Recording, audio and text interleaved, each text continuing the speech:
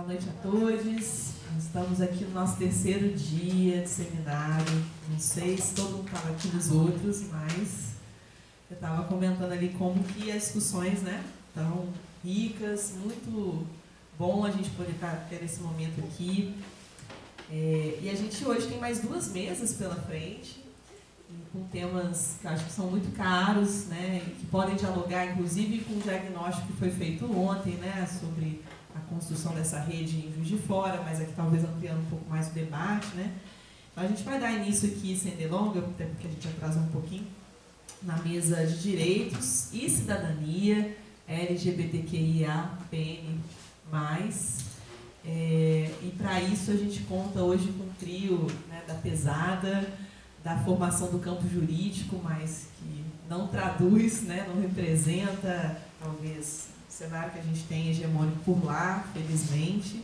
Então a gente tem aqui, né, ao meu lado, Caio, Pedra, Luísa, Cota, Júlio Mota, que estão aí inseridos nos quadros da OAB, justamente fazendo a trincheira jurídica, né? Então, estou muito feliz de estar aqui hoje, apenas moderando a discussão, para a gente poder refletir junto com, né, esses intelectuais e, ao mesmo tempo, militantes aí do campo do direito. A gente vai começar, então, ouvindo o Caio, né? E, a partir daí, a gente vai desenhando aqui uma discussão. Gostei da proposta do Caio. A gente fala inicialmente menos e depois bate-boca, né? Foi a proposta dele. Eu acho que a gente pode seguir assim, para já depois fazer a transição para a mesa da saúde, tá? Então, sejam muito bem-vindos e vamos aqui fazer essa mesa bombar. Obrigada, Caio, pela presença. Eu que agradeço pelo convite. Estou muito feliz de estar com a minha dupla sertaneja favorita, Júlio Mota e Luísa Cota. E com você também hoje, compondo um grupo sertanejo. É sempre chato essa parte do direito, né? Então, assim, apesar disso, a gente vai tentar tratar desses temas que têm muita importância, tem muita relevância. A gente está num ano especialmente de discussão dessas coisas, por ser um ano eleitoral. Então, a gente vai tentar trazer esses temas de uma forma mais interessante, assim, uma coisa mais participativa. Porque a gente acaba, muitas vezes, vendo, assim, quando a discussão chega no jurídico, se torna muito distante da realidade da gente, né? A gente acha que o jurídico tem que ser feito lá em algum lugar. E aí, se tudo correr bem, vai chegar pra gente de alguma forma boa, ou a gente vai precisar de muita ajuda para entender ou para acessar.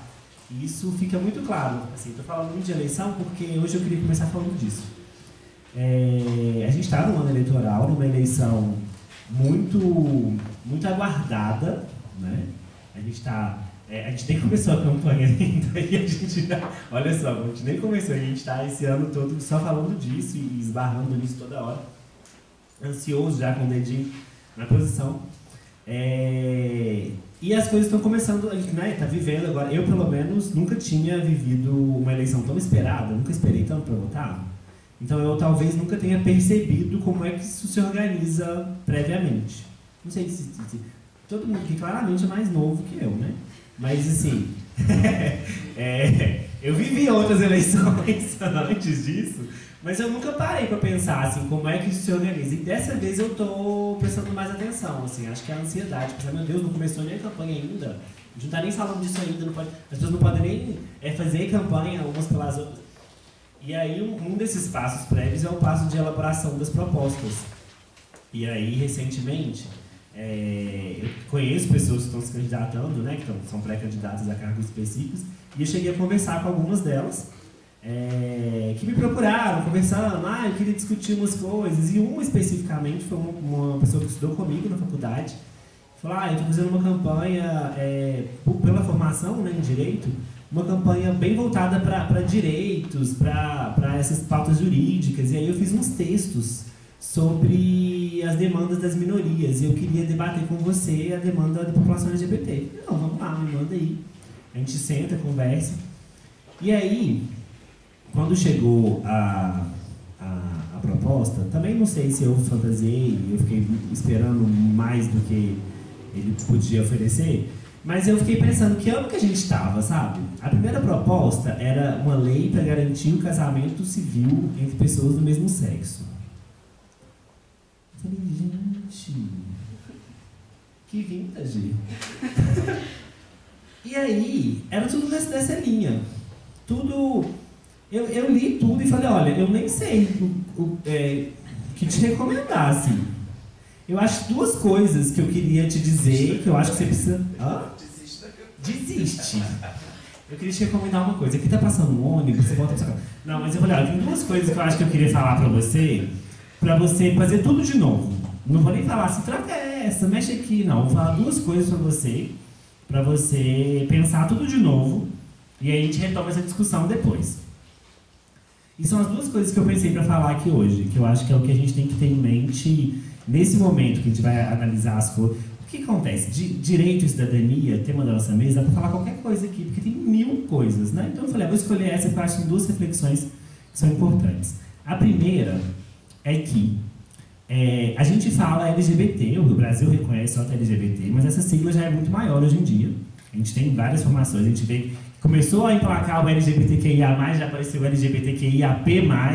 Então, assim, a sigla está sempre à frente da gente. E isso é bom, não é uma crítica, não. Mas a gente está falando de uma sigla só, como se fosse um grupo só. E não é. Dentro dessa sigla, os grupos são muito diferentes. Muito diferentes mesmo. Então, quando você vai falar, você quer fazer uma proposta, né, um texto para angariar votos, ou para mostrar que você tem conexão, representação com a população LGBT, e você começa com o casamento, já tá estranho. Porque tem tanta coisa mais urgente do que isso. Tem tanta coisa... O casamento foi, não vou dizer finalizado, mas começou a ser resolvido em 2011. Olha quanto tempo tem, vocês estavam nascendo. Tem gente até hoje esperando a STF discutir se pode ir no banheiro ou não. Não dá para colocar tudo no mesmo nível, sabe? No mesmo ponto. É uma caminhada que cada um começou de um ponto muito específico e não chegou todo mundo no mesmo lugar ainda, não. Está cada um num ponto muito específico. Entender isso, eu acho que é a primeira coisa para a gente conseguir pensar. Tanto pensar nas avaliações e propostas, quando eu falo de eleição, mas pensar nas nossas ações também, nas coisas que a gente demanda energia. Sabe, a gente vai ficar demandando energia para uma lei de casamento civil? É para isso que o movimento está se organizando? Né? Em regra porque o movimento ainda é GGGGG. Mas não deveria ser. Se a gente está pensando em organizar pautas, eu não vou nem falar pautas para o futuro, mas pautas para o atual, pautas para agora, a gente não tem que ficar preso nessa coisa do passado. Tem muitas outras coisas que estão mais urgentes agora. E eu estava falando isso com ele. Você pensou nas outras letras todas? A primeira coisa que eu acho que tem que pensar é que a gente tem que sair do L, do G e do B e começar a partir daí. Obviamente não é ignorar, não, mas é pensar que se é para demandar energia, você tem que começar onde as coisas estão mais graves, onde as coisas estão mais atrasadas. Embora isso talvez não te dê votos, né? Eu acho que o casamento talvez vai te dar mais votos mesmo.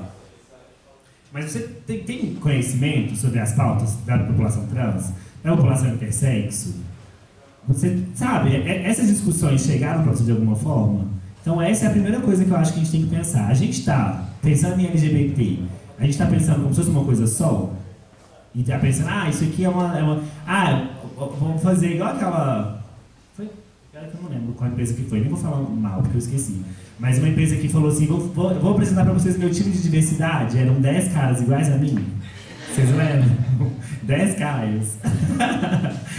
A gente não está fazendo isso muitas vezes, a gente não está investindo muita energia ou batendo palma para muita coisa, que na verdade é só um tanto de homem branco barbudo.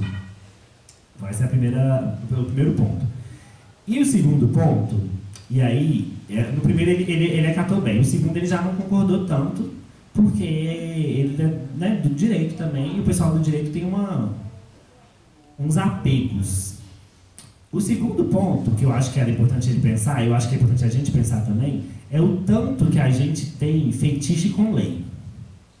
Vocês já viram o tanto de abaixo-assinado que tem para fazer lei? Vamos propor uma lei, vamos recolher assinaturas para ter uma lei, sabe? E aí, a reflexão que eu queria fazer, que eu propus para ele, não tive muito sucesso, vou ver se hoje funciona melhor, a gente não tem muitas leis por aí, de várias coisas, que não resolveram o problema? Então, trabalhar para ter leis não é, na verdade, mascarar o problema. A gente não está investindo muita energia para conseguir uma coisa e aí sai a lei e a gente vai seguir a vida, porque era isso que a gente queria e a lei não vai mudar nada na realidade. E a lei, né, essa discussão de lei, para quem é do direito sabe que a gente tem vários tipos de normas, a gente tem a pirâmide normativa, a gente tem várias coisas. E leis mesmo, leis, a gente não tem muita coisa por momento LGBT, QIAP+, no Brasil não. Mas a gente tem várias normas, e essas normas já existem há muito tempo. Desde 2006, o nome social é garantido no SUS. O nome social já é uma realidade no SUS? Não. Tem 16 anos que essa norma existe. Tem 16 anos que as pessoas trans têm o direito de usar o nome social em todo o serviço de saúde no Brasil. Até hoje é uma demanda. Até hoje é uma reclamação pelo descumprimento. Então a norma resolveu? A gente tem aí a homotransfobia. Quantas pessoas estão sendo... Eu ia falar que nenhuma, mas agora já vai contar um caso, né? Vou ficar de mentiroso. Então, poucas, não dá para dizer zero, mas poucas pessoas estão conseguindo ter esse tipo de retaguarda, né? Esse tipo de proteção. A mesma coisa, saindo desse negócio, pensando no racismo. Quantas pessoas são processadas por racismo? Quantas pessoas são presas por racismo? A gente coloca muita energia na lei porque a gente tem uma crença de que ela vai mudar a realidade e ela não muda nada. Ela só... Ela passa a existir, a gente relaxa e é na hora que a gente relaxa que o golpe vem, né? É um esforço muito grande para todas as coisas, se a gente for pensar assim, todas as coisas que a gente conseguiu de alguma forma, por alguma norma. A gente tem desde 2015 uma resolução que garante que as pessoas trans e todas as pessoas LGBTQIA+, tenham um espaço reservado nos presídios do Brasil. Eu acabei de receber uma demanda aqui agora sobre isso. Não tem. Minas ainda está à frente, que foi o primeiro estado a fazer isso, e mesmo Minas não tem garantia para todas as pessoas. Fechou um porque estava tendo onda de suicídios, né? Que, obviamente, é a forma como é noticiado, né? Será que são ondas de suicídios? A Damares agora pediu... Vejam bem, a Damares pediu um relatório da situação de população LGBTQIAP+, nos presídios, e todos os dados de população LGBTQIA+ no Brasil são muito ruins, né? Porque a gente não tem uma preocupação do Estado em garantir a produção de dados de forma efetiva, com uma metodologia adequada, com alcance. Então são dados ruins, infelizmente.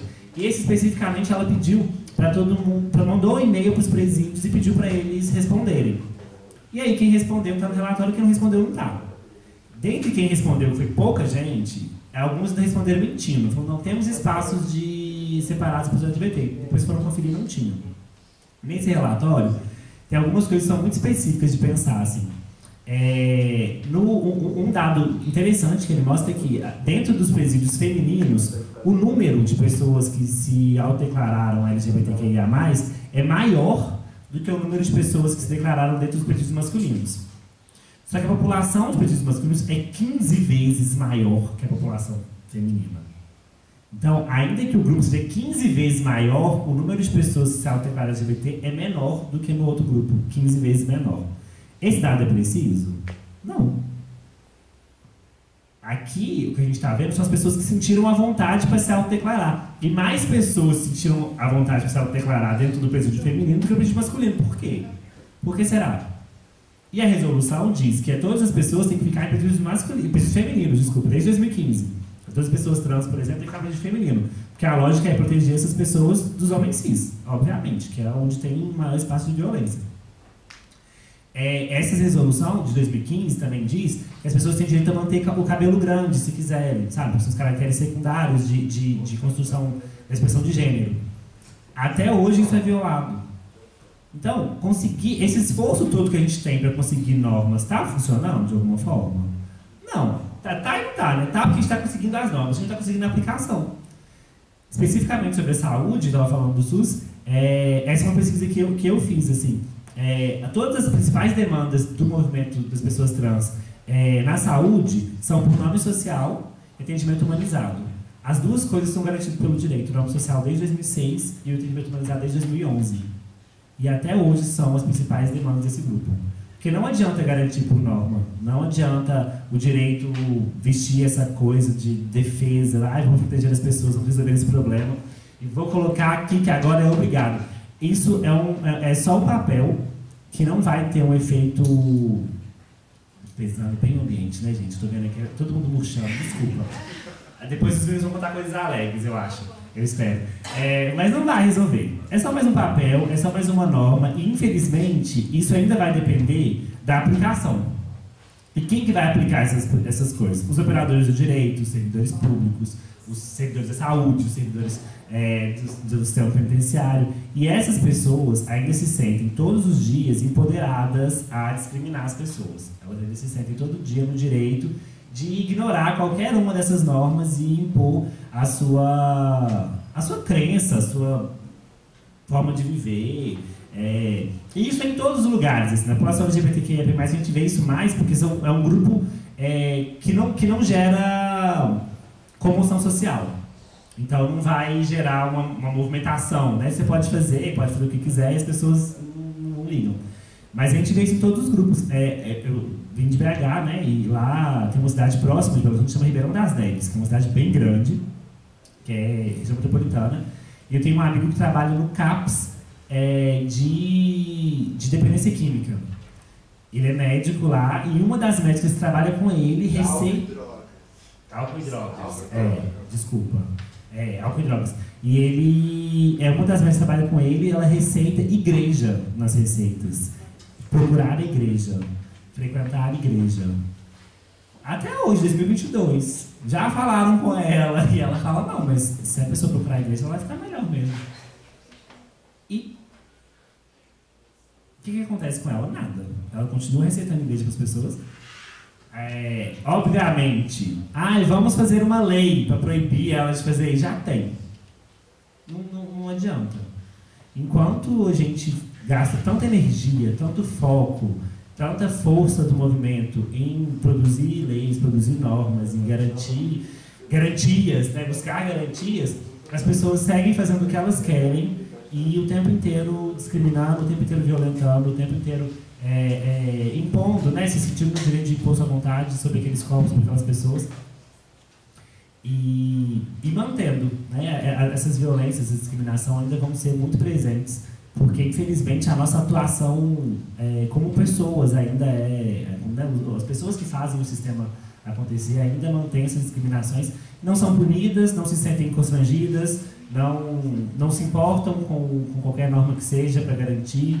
E, infelizmente, contra essas pessoas, eu não vejo saída em propor leis e fazer grandes projetos no Congresso e abaixo-assinado e todas essas coisas. Essa é uma questão que também não tem que fazer, não. Estou só jogando problemas, não sei as respostas certas, não. Mas, assim, focar na produção normativa é só desviar o problema e deixar que as pessoas... Só dar mais leis para as pessoas descumprirem e manterem suas condutas e suas discriminações. Esse ambiente bem no alto, essa astral lá em cima, com essa energia lá em cima, eu vou passar a palavra pro próximo. Daqui a pouco eu volto.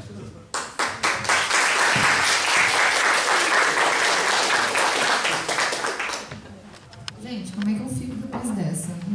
No sal, situação de barril, né? Então, galera, não sei se todos me conhecem aqui, mas meu nome é Luísa, eu sou doutoranda pelo PPG-CSO, sou advogada, sou advogada bolsista aqui do Centro de Referência, e hoje eu me propus a falar um pouquinho sobre retificação de registro civil. Eu não sei se todo mundo está familiarizado com a temática, mas até escrevi um livro sobre isso, já vou fazendo meu merchan aqui, já vou deixando... mostra aí, cara. Desmarcando, não desmarca não, hein? Não, eu vou dar uma lida aqui nos trechos para vocês, para fazer um merchan, para dar aquele saborzinho. Eu acho que emendando muito com essa fala do Caio... Não, mas continua animada, mas animada. Feliz. Vai, agora vamos... Tá. Ó, todo mundo tá sabendo, tem um banner ali na porta. Mas eu acho que emendando com o que o Caio falou e tentando ser um pouco mais positivo... Não acho que não é possível, não. Mas eu acho que direito e psicologia atuam muito nessa frente de não garantir direitos, não garantir dignidade para a população LGBT. Outro dia, eu acho que foi na quarta-feira, a professora Juliana falou, ela pediu desculpas por parte da psicologia sobre como a população LGBT era tratada. E eu peço desculpas em relação ao direito, sobre como os advogados, operadores do direito tratam a população LGBT como um todo, principalmente a população trans, travesti, porque ao longo de anos a gente viu uma lógica inquisitorial sendo transferida do direito penal para o direito civil.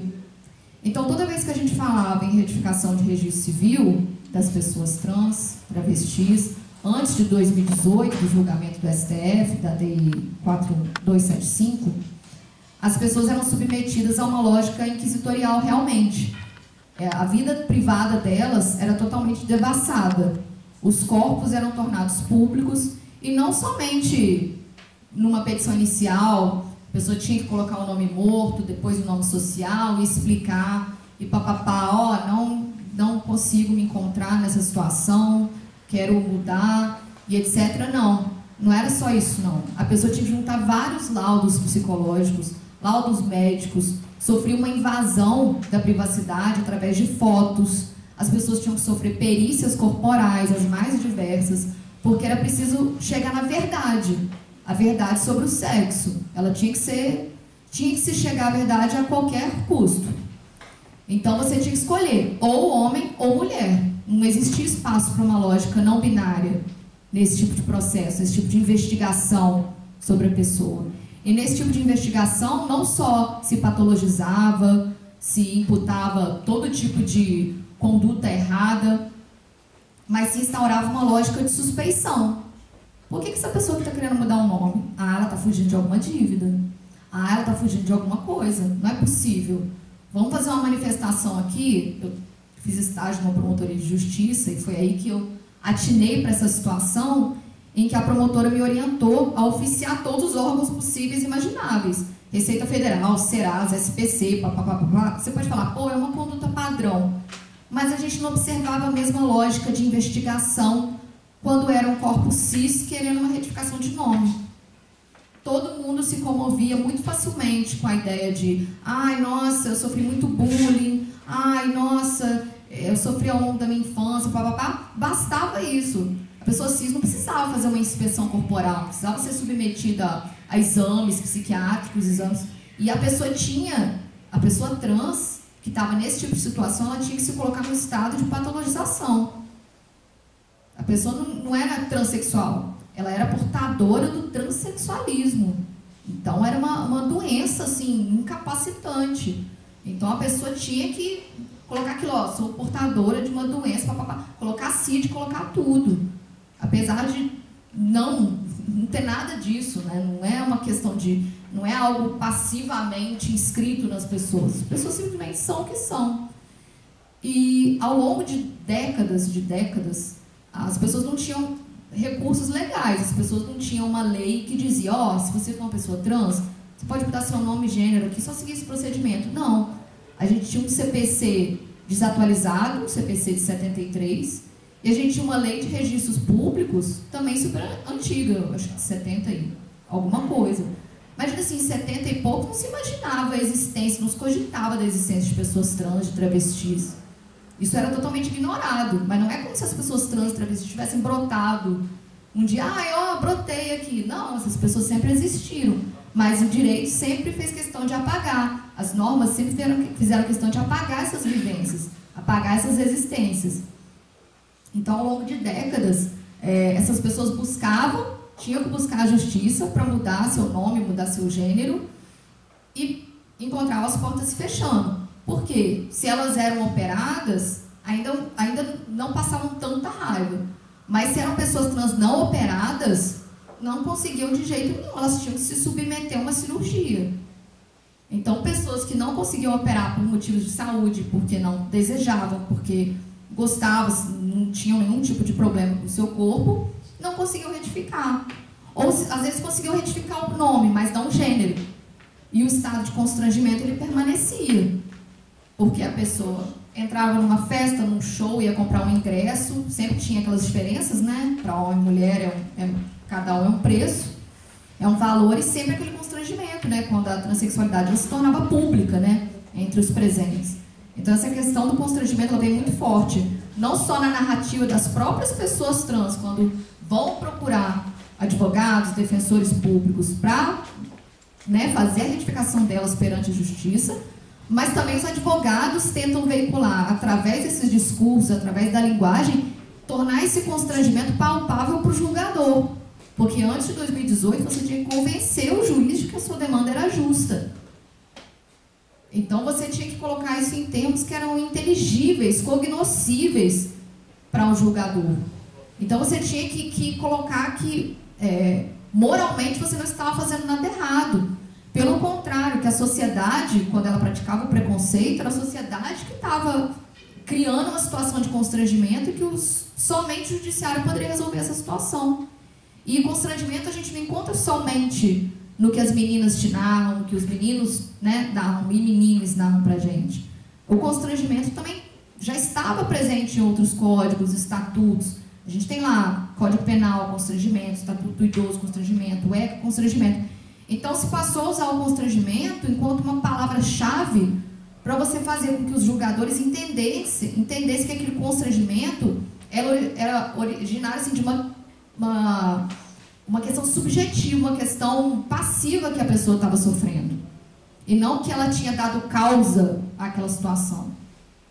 E eu estou falando tudo isso para a gente pensar assim, nossa, então 2018 melhorou.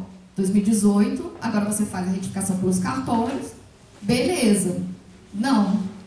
Os problemas são outros, né? A gente não tem mais que lidar com toda aquela investigação, com vários sujeitos processuais, com servidores da justiça que olhavam as fotos das pessoas, servidores da justiça que faziam intimações do nome morto. Não, agora a gente tem que lidar com a galera dos cartórios. E 1º de março de 2018 foi um marco muito importante. Logo a gente foi procurar os cartórios. E aí, como é que vocês estão operacionalizando isso? A gente não sabe, a gente está esperando uma orientação do CNJ. E a gente, que bom, então a galera vai ter que continuar esperando para ver como é que vai fazer a retificação de nome e gênero.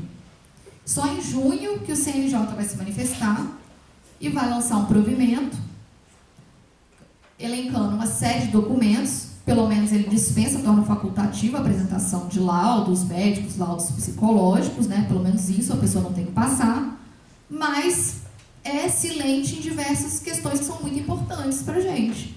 Custas. Não prevê em momento algum a gratuidade. Só fala assim, a gratuidade vai ser definida por cada estado, pelos tribunais de justiça dos próprios estados. Então, assim, deixa esse abacaxi para vocês.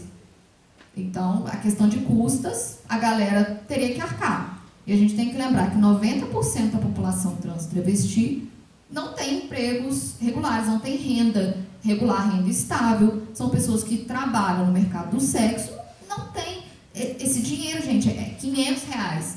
R$500 é metade de um salário mínimo atual. Você compromete toda a sua renda para fazer uma retificação.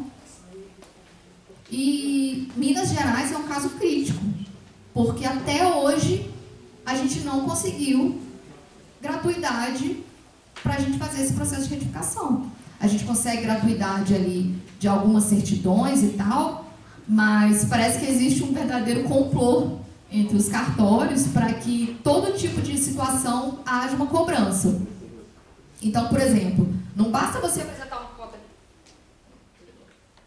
uma cópia da identidade. Tá. Uma cópia da identidade, uma cópia do seu CPF, uma cópia da carteira de trabalho, uma cópia do passaporte. Foi. Você tem que autenticar esses documentos.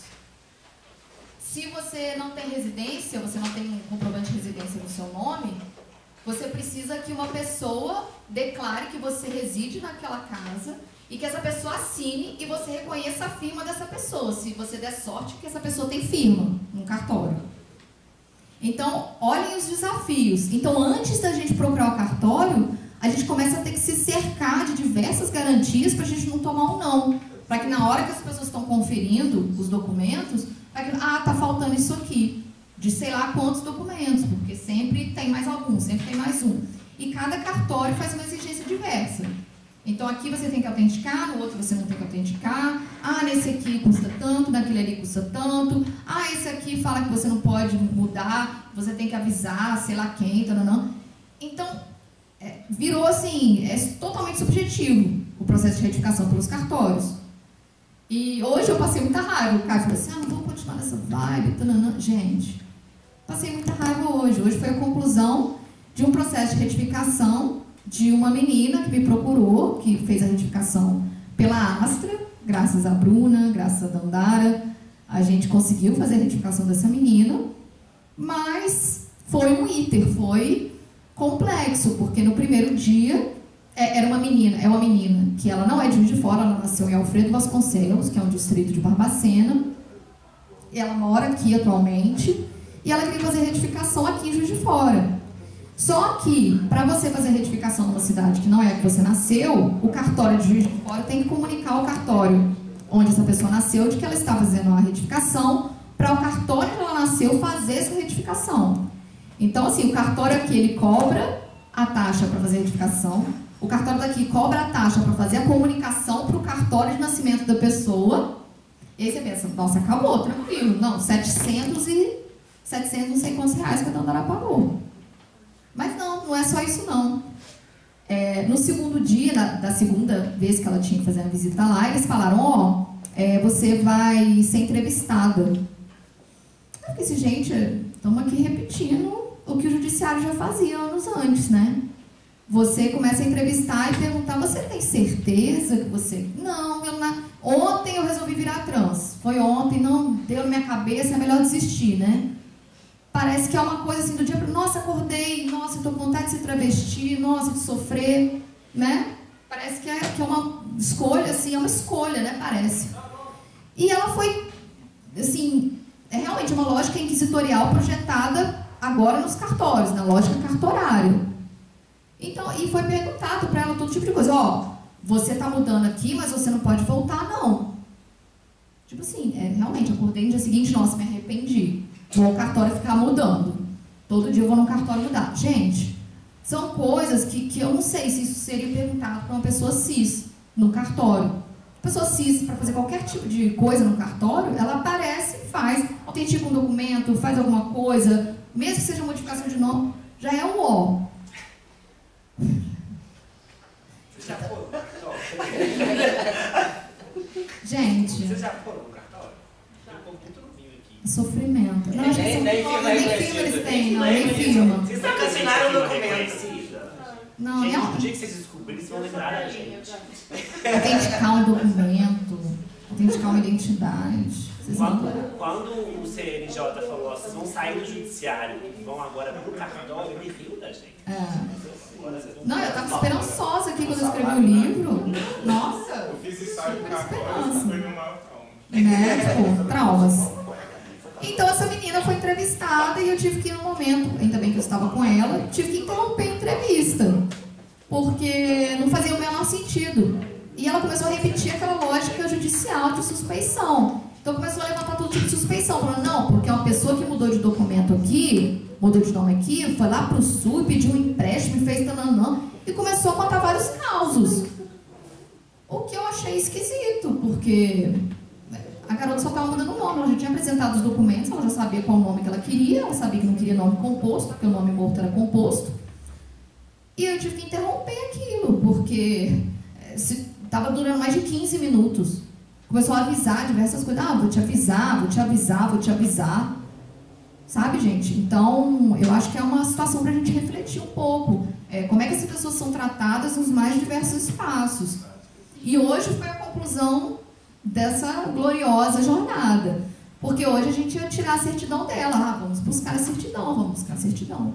E ela recebe uma ligação de que ela estava devendo um valor para o cartório. Ao invés de falar assim, fulana, tá aqui, falta essa taxa aqui, que o cartório lá de Alfredo Vasconcelos resolveu cobrar do dia para a noite, que não estava prevista. Não, se presume que a pessoa está devendo. Então, tudo isso a gente tem que questionar. Qual tipo de palavra que a pessoa está usando para descrever aquela situação, né? Para descrever que está devendo. Então, hoje tivemos que ir lá e, mediante paga, né? Como se o documento tivesse sequestrado, aí conseguimos pegar a certidão da garota. Por quê? A certidão ficaria retida até o pagamento. Então você torna isso totalmente uma transação, um comércio. Você tem que vender, você tem que comprar a sua identidade, você tem que comprar o seu direito à identidade. Isso é totalmente inimaginável para uma pessoa cis. Você ser chamado de algo diferente do seu nome, você acha até graça. Assim, sempre sou confundida com Júlia. O Júlio, né, você sabe como é que é a minha situação. Sempre sou confundida com Júlia, não sei por quê. Júlia Pimenta. Tá bom. Sou chamada de Júlia Pimenta. Agora, pra gente assim, motivo, né, tô rindo e tal. Galera, a gente não tem noção de como a gente é beneficiado por não passar por esse tipo de situação. Sabe? De você não ter o seu nome respeitado, não ter o seu gênero respeitado. É totalmente fora do que a gente imagina. A gente não consegue imaginar. Pessoas assim, a gente só consegue ter empatia e tentar se colocar, mas a gente não consegue. Então, o que eu queria dizer disso tudo é que o direito, eu acho que deveria ser realmente a última ratio, né? A gente sempre fala, o direito como última ratio. Ele deveria ser o último recurso quando você não tem mais nada que possa ser feito. Antes disso, a gente tinha que ter educação, a gente tinha que ter curso, a gente tinha que ter tudo para a gente preparar a população para lidar com a diversidade. Porque parece que a população só consegue lidar com um tipo de lógica. E essa lógica está entranhada na gente. A gente até reproduz preconceitos, a gente reproduz discriminações, a gente reproduz desigualdade, mesmo não querendo, porque isso está internalizado na gente. Então, acho que é muito importante que a gente reflita sobre quem que a gente observa. Nossa, tem corpos negros nesse espaço? Tem corpos trans nesse espaço? Pô, só tô vendo gente branca. Entro numa loja, só tem gente branca, entro numa repartição pública. Então isso é muito importante, gente. As pessoas não se acham merecedoras de estarem naquele espaço, mesmo que seja um espaço público. Sabe? Igual eu fui acompanhando essa moça, que hoje a gente conseguiu retirar o documento dela, ela não entrava no cartório sozinha. Ela sempre ficou me esperando. Lá do lado de fora do cartório, ela não queria entrar. Porque ela tinha medo. Ela tinha medo. Ela não sabia como é que ela seria tratada, ela não sabia como é que ela seria chamada, se ela seria tratada no feminino ou não. Então a pessoa fica com medo de sofrer aquela violência, porque ela já sofreu violência a vida inteira. De se revitimizar, e são microviolências, não só aquela violência de você apanhar todo dia, você apanha na rua. Não, são microviolências de você não ser chamado pelo seu nome, de você não ser tratado pelo gênero. Então, eu queria trazer melhores notícias, mas eu acho que a gente ainda vai discutir um pouquinho e vamos ver o que o debate reserva pra gente. Obrigada.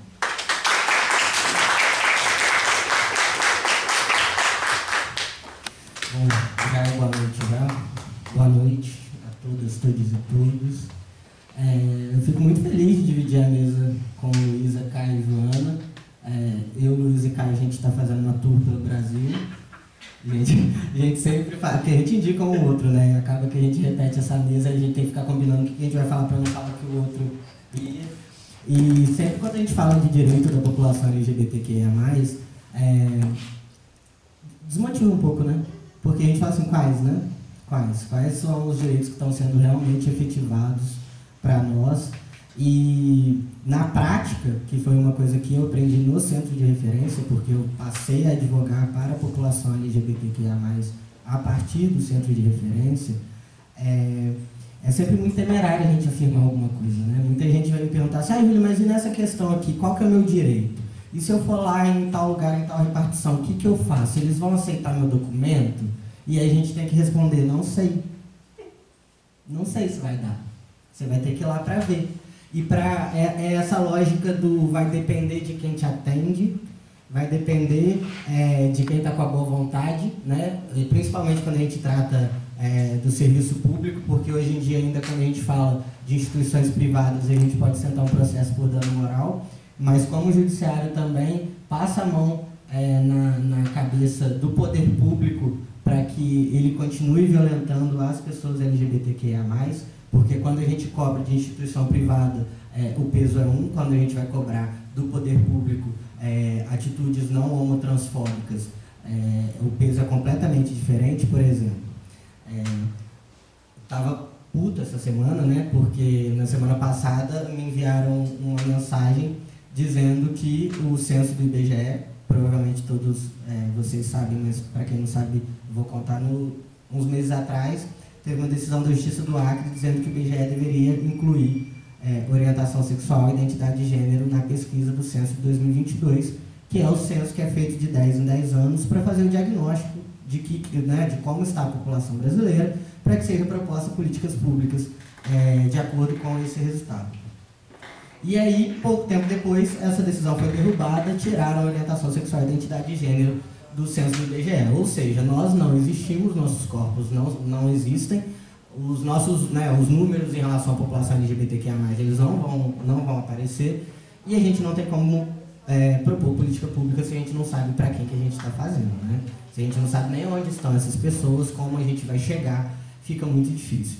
E aí, na semana passada, me falaram que a orientação do IBGE era para que os recenseadores entrassem na casa das pessoas trans e forçassem que essas pessoas dissessem o seu sexo biológico, independente da identidade de gênero, de você ter feito a sua retificação de nome e gênero. O que deveria constar é o que foi registrado no seu nascimento. Então, o nome que minha mãe me registrou lá e o sexo que meu pai falou que eu tinha, eu tenho que declarar agora, mesmo depois de retificar meu nome e gênero.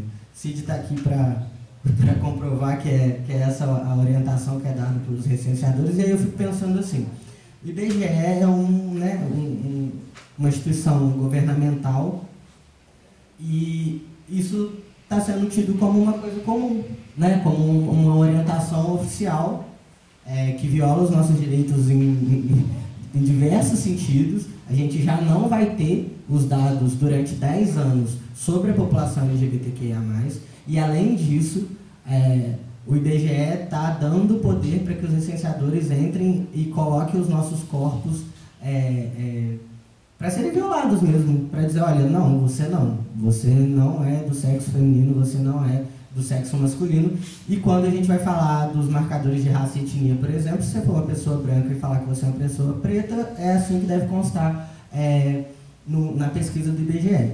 E aí, sempre quando a gente vai falar de direito LGBTQIA+, a gente cai nisso, na falta de informação, na falta da certeza, e aí muito do que o Caio falou também, que a gente tem normativas, mas a gente não tem acesso à cidadania, e aí a gente fala de pessoas trans 1 milhão de vezes piores, mas a população LGBTQIA+, em geral, homens gays, homens viados pretos, bichas pretas, sapatão masculinizada, como que essas pessoas também, elas sofrem muita violência, porque quando a gente fala de homem branco, nem o cara assim, não dá muita coisa não, já consigo casar, já dá pra ter gato, já dá pra ter essas coisas, sou chihuahua e tal, mas quando a gente fala dessas outras pessoas e dessas outras figuras que são tidas como corpos abjetos na nossa sociedade, a gente vê que o discurso muda completamente, Quando a gente vê um homem gay branco indo até a delegacia, por exemplo, para registrar um boletim de ocorrência, ele até consegue. Mas agora, se você precisar, como uma travesti preta que apanhou na rua durante o labor, por exemplo, durante essa atividade laborativa, você precisar fazer um boletim de ocorrência, você não vai. Você não vai porque você não vai ser atendido. E essas atitudes, elas são estimuladas pelo poder público a partir da permissividade, porque nada é feito, é aceito essa postura omissa do Estado, e ela se perpetua. E aí eu fico me perguntando muito assim, o que a gente tem que fazer enquanto operador do direito para reverter esse quadro. Porque a gente fala de decisões judiciais, mas a gente também fala de operadores do direito completamente despreparados. Não muito tempo atrás, um menino trans entrou em contato comigo, um menino lá de Itapevi, de São Paulo, e ele falou comigo o seguinte, ele falou, Júlio, eu estou precisando muito fazer minha retificação de nome e gênero, mas eu preciso de entrar na justiça. Eu falei, mas por que se a gente já tem esse direito garantido no cartório? Ele falou, porque é o seguinte, eu nasci no interior do Mato Grosso, eu estou aqui em São Paulo, eu já gastei mais de R$2.000 mandando certidões, pedidos, lá para o interior do Mato Grosso, para eles mandarem a minha documentação para eu conseguir fazer a retificação no cartório, só que já chegou num ponto que eu gastei tanto dinheiro que é mais fácil eu tentar contratar um advogado e tal. E aí eu falei com ele, tá, posso tentar te ajudar. Ele falou, eu sou estudante de Direito e eu trabalho no escritório de advocacia. E aí a pergunta que eu fiz para ele foi, então, por que você não contrata essas pessoas com quem você trabalha, até para elas fazerem sei lá, de graça para você, alguma coisa assim. Ele falou, porque já tentaram aqui na minha cidade e não conseguiram. E aí eu falei assim, não, peraí, tentaram e não conseguiram? Como assim? Judicialmente tentaram e não conseguiram a retificação de nome e gênero? Isso é uma decisão de 2020, tá? E aí eu falei com ele, dá um jeito aí, arruma essa sentença, porque a gente não confia, né? A gente fala, não, tá alguma coisa muito errada. Peguei a sentença. A sentença estava dizendo o seguinte: a partir do momento que as pessoas trans têm o direito de retificar o nome no cartório, é obrigatório fazer no cartório, não pode fazer retificação de nome e gênero judicialmente. Eu tenho essa decisão, essa brilhante decisão. E aí o que é pior nessa história? Não é a decisão. O pior é que os advogados não se deram trabalho nem de fazer um recurso. Transitou em julgado sem que os advogados combatessem aquela decisão. Porque o problema não é a decisão ruim. O problema é todo mundo ser tão omisso que a juíza não leu a decisão da STF, os advogados também não. Aquela decisão não cabe mais recurso, não tem mais o que fazer naquele caso, agora, e ficou por isso mesmo. Aqui em Juiz de Fora, falando também de retificação de nome e gênero, fomos fazer a retificação de nome e gênero de uma menina, o juízo da Vara de Família aqui, 2021, pediu para fazer, eu sempre falo perícia, mas nunca perícia, estudo psicossocial. Estudo psicossocial para ver se a menina era trans mesmo, gente. 2020, então assim, eu falo isso com os meninos que são bolsistas do direito, que eu sempre falo, gente, se vocês quiserem saber a parte do direito, é só você ler uma decisão judicial. Isso aí eu não preciso de ensinar para ninguém, vocês aprendem isso sozinhos. Mas o que eu acho que a gente tem que compartilhar é como a gente consegue de fato efetivar esses direitos, né? E são coisas que às vezes é operação formiguinha, mas funciona. Por exemplo, o Caio estava lá, foi um decreto do Estado de Minas da carteira com nome social. E aí um dia conversando com o Caio, né, nas trocas que a gente dá sorte de fazer na vida, o Caio falou, mas aí em Juiz de Fora não tem carteira com nome social, não? Eu falei, que carteira com nome social, Caio? Ele falou, gente, mas fui eu que escrevi isso. Está publicado, Pimentel assinou lá em 2017. Eu erro todos os... 17 é o nome... 17 mesmo, no final do ano, 17. Né? De 2017, e a gente só tinha em Belo Horizonte. Pedi para falar aqui com a Polícia Civil para ver por que não estava sendo emitido esse documento aqui. E aí a Polícia Civil falou que é porque não existia esse documento. E aí a gente começa a pagar de maluco, né? Porque ninguém sabe onde está, não existe o documento, então assim, lá o Júlio doido de novo, porque eu sou sempre surtado, porque, né? E aí, com a ajuda do Caio, a gente conseguiu um amigo do Caio que fez esse documento lá em BH, mandou a foto pra gente mostrar para a Polícia Civil que existia o documento. Então assim, será que não tem um e-mail corporativo da Polícia Civil para falar assim, galera, já tá valendo, sabe? Isso aqui existe. Será que os delegados não têm um e-mailzinho igual faz, sabe? Só disparar assim, tá valendo isso aqui, vocês têm que emitir esse documento. E aí, quando a gente trouxe isso para Juiz de Fora, 2022, ainda foi uma confusão, porque a Polícia Civil também não sabia o que estava fazendo, não. E a nossa sorte é que dentro do setor de identificação a gente tem a Rosângela, que é uma mãe, que é do grupo Mães pela Liberdade, e que apoia, até hoje, faz o atendimento das pessoas trans, por exemplo, que vão fazer a identificação de nome e gênero. Só que, gente, olha só, a gente depende da Rosângela. Não que seja ruim depender da Rosângela, mas e se a Rosângela tirar férias? E se ela não estiver mais ali? Como, por exemplo, a gente depende, na delegacia da mulher, de um policial específico. E quando ele tira férias, o que a gente faz? E como que a gente estabelece o acesso ao direito a partir do puxadinho? E até quando... Dá certo, mas assim, dá errado também. Né? E a gente fica dependendo sempre disso, de um favor de alguém, de brigar por ali. Enfim, efetivamos a carteira de nome social.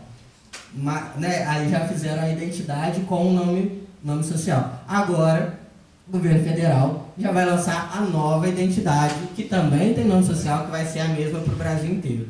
E aí o nome social vem menor do que o nome civil e vai expor as pessoas trans da mesma forma. Então a sensação que eu tenho é que a gente nada, e no final das contas a gente só está nadando contra a correnteza, né? Porque sempre tem alguma forma de desviar o nosso foco, como está sendo feito no IBGE, por exemplo, no censo, que é um absurdo. Eu fico imaginando a pessoa chegando pra mim e falando assim, não, fala a verdade. Qual que é o seu nome de verdade? Eu não sei nem o que eu faço se a pessoa fala isso comigo. E aí, qual que foi a justificativa brilhante? Essa justificativa foi muito boa, porque né, a gente começa a brigar na internet. Porque até um menino trans falou comigo que a justificativa do IBGE para que constasse o sexo biológico era dar oportunidade para homens trans dizer sobre gestação, que tem... Aí eu falei, então, já que é para dar visibilidade para homens trans, é só permitir que homens digam sobre isso. Não precisa de falar que é do sexo feminino para poder falar sobre... E não é gestação a palavra, mas tem outro quesito. Fertilidade. É isso, sobre fertilidade. Então, assim, olha a justificativa que é usada institucionalmente para justificar uma transfobia e o pessoal ainda compra. O menino veio orgulhoso me contar que era por causa disso. Olha que coisa boa que o IBGE está fazendo para os homens trans. Aí eu fiquei pensando, é sério? E é o tempo inteiro assim que funciona. São as pequenas omissões, são as pequenas violências, né? É essa insistência que a gente tem que ter. Zezé está aqui para falar pra gente também o quanto que a gente tem que insistir para conseguir efetivar um direito. O quanto que a gente tem que gastar de energia, não só para conseguir uma decisão judicial, mas para que aquela decisão judicial seja efetivada. Exemplo, aplicação da Maria da Penha para mulheres trans. Fui questionado por uma mulher trans. Ela falou assim comigo, falou, ô Júlio, eu queria utilizar a visibilidade que eu tenho na internet para fazer um material falando da aplicação da Lei Maria da Penha para mulheres trans. E aí eu falei assim, e ela queria que eu desse para ela uma certeza de que aquela decisão judicial seria aplicável a todos os casos no Brasil. Sendo que a gente sabe que uma mulher trans entra na delegacia da mulher e ela fala, vaza daqui porque não é aqui. O seu lugar não é aqui. E aí como que a gente garante, a gente sabendo que a pessoa tem o direito, como que a gente afirma que tem acesso a esse direito? E a gente sempre fica batendo nessa barreira da efetivação. A gente tem o que o Caio falou, né, que é esse fetiche por normas, a gente tem as normas, mas a gente não consegue avançar no debate. Um dos problemas que eu acredito que seja, a gente fala pra gente, né? A gente sempre fala pra gente. Aqui, a gente pode começar uma... Não é nem que a gente não avança no debate, não. É um exemplo maravilhoso do que eu falei, de como é que a gente consegue as coisas e não consegue as coisas. Tem algum sentido uma coisa ser criada pelo governo do Estado e Juiz de Fora não ficar sabendo? Sabe, uma megalópole dessa aqui tem Araújo, não tem carteira social? Como assim? Isso, em Belo Horizonte, foi uma luta, um movimento social organizado para conseguir a carteira de nome social, que é uma carteira que já existia na época em 6 estados, hoje existe em quase todos. Assim, resumindo muito, a carteira de identidade é a competência da União, né? O governo federal que regula sobre isso, por isso que ele está fazendo essa nova agora. Como ele não fazia nada para fazer documentos de nome social, não tinha um movimento, os estados começaram a criar a carteira de nome social, carteira de identidade social, que é o nome, que é uma gambiarra, porque ela só vale no estado. Como ela é estadual, ela só vale no estado. Então, se você tem a sua carteira de identidade social aqui em Minas, ela só vale em Minas, e outro estado ela não é aceita. Mas foi a forma que os estados encontraram. E aí, o movimento de Minas, né? Mas assim, Belo Horizonte, aparentemente, se organizou tanto para conseguir fazer isso. A gente conseguiu em 2017. Lá em Belo Horizonte, você pede, sai na hora a sua carteira de identidade social, e aí você chega em Juiz de Fora, uma cidade deste tamanho, e o pessoal fala assim, que? Não é que, não existe. Não é que. O que você está falando é uma alucinação, vozes da sua cabeça, você está tirando isso sei lá de onde. E aí, assim, o que eu queria dizer que a gente não avança muito no debate, nesse sentido de a gente estar sempre falando pra gente, é que dentro da nossa bolha a gente não lembra que as pessoas não sabem a diferença de orientação sexual e identidade de gênero. A gente não lembra disso. E aí, o Caio, que é palestrante de empresas, e aí me apresentou esse mundo também, fui fazer algumas palestras no último dia 29, né, que aí todo mundo quer ouvir a gente, e eu vi o quanto que a gente fala só pra gente. E eu vi o quanto que falta as outras pessoas que não estão na bolha das discussões de gênero e sexualidade saberem o básico. E é isso que acontece também com todos os servidores de segurança pública, com todos os servidores da saúde pública. Como que a gente vai cobrar que ele saiba o que é nome social se ele sabe nem que é identidade de gênero. Até hoje, juízes decidem falando de nome civil e nome social como se fosse a mesma coisa. Em 2022, que a gente teve uma decisão do STJ conceituando o que seria gênero, o que seria sexualidade e o gênero, sexualidade e sexo biológico, dentro da decisão dizendo sobre a Lei Maria da Penha, que deveria ser aplicada a mulheres trans, porque o judiciário conseguiu concluir que a violência contra mulheres trans é justamente o mesmo tipo de violência da violência doméstica contra mulheres cis, porque é a repulsa ao feminino. E aí são coisas tão óbvias que fica até difícil de explicar. Só que a gente se esquece de que a gente não pode falar só pra gente. A gente tem que sair da onde a gente está aqui, né?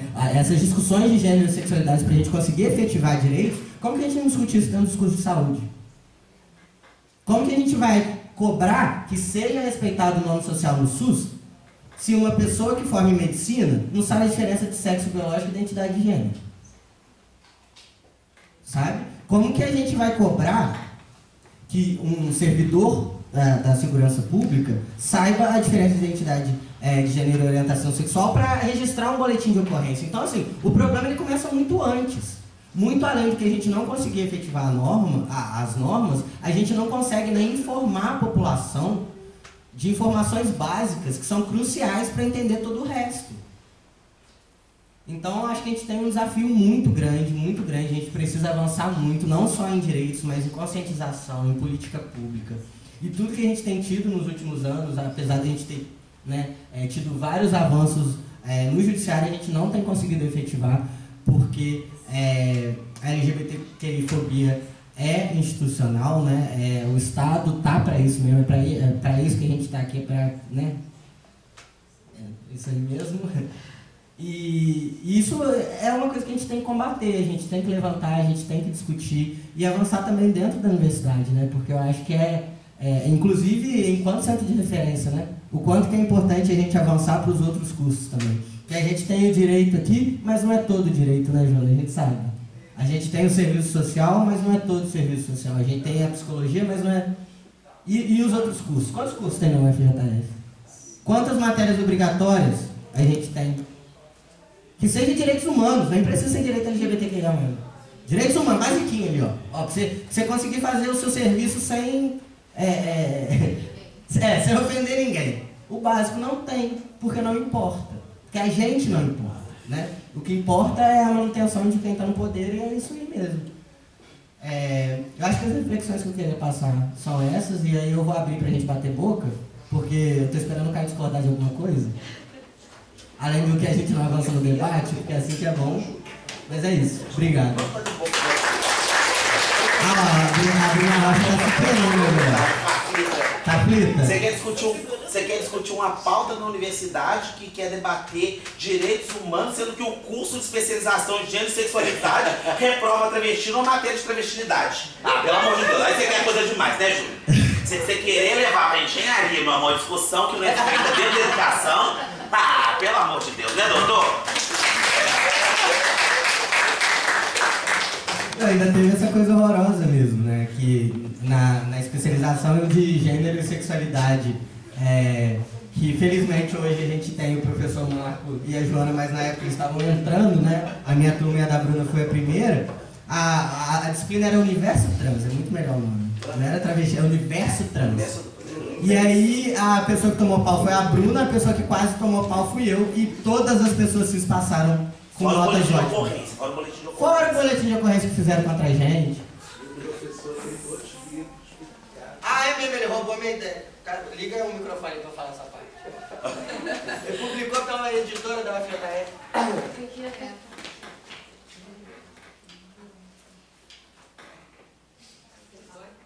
E aí? Fala aí. Gente, agora que eu andar não tá... Hoje ela gastou tudo que ela tinha no armário. Mas era isso, só pra encerrar, a gente teve essa bagunça aí. Olha isso, gente. Para de atrapalhar minha fala. Tirar a atenção das pessoas. Mas a gente teve esse ocorrido ali dentro da especialização de gênero e sexualidade. O professor, que foi extremamente transfóbico, a Valéria estava lá também, o professor que foi extremamente transfóbico, publicou pela editora da UFJF 2 livros, um deles com o meu tema, que eu abandonei depois de sofrer a transfobia, que é sobre transmasculinidades. Ele, que é um homem gay branco, cis, e mais 2 orientandos dele, que também são pessoas cisgêneras, escrevendo sobre transmasculinidades, que era o meu tema quando ele me orientava. Então, assim, são muitas violências que a gente sofre, inclusive dentro da universidade. Só recusa de orientar, né? Ele não quis me orientar também, me passou com 70, porque ele não tinha como me dar pau, porque pau só na Bruna, né? Porque a Bruna foi pra Bahia e merecia tomar pau. Mas foi pra Buenos Aires. A Bruna foi pra Buenos Aires, é melhor que Bahia. E aí merecia tomar pau. Mas era isso. Eu acho que a gente tem que discutir bem mais sobre esses assuntos para que a gente possa, de fato, efetivar os direitos e não ficar só chovendo no molhado, né? Mas é isso. Obrigado.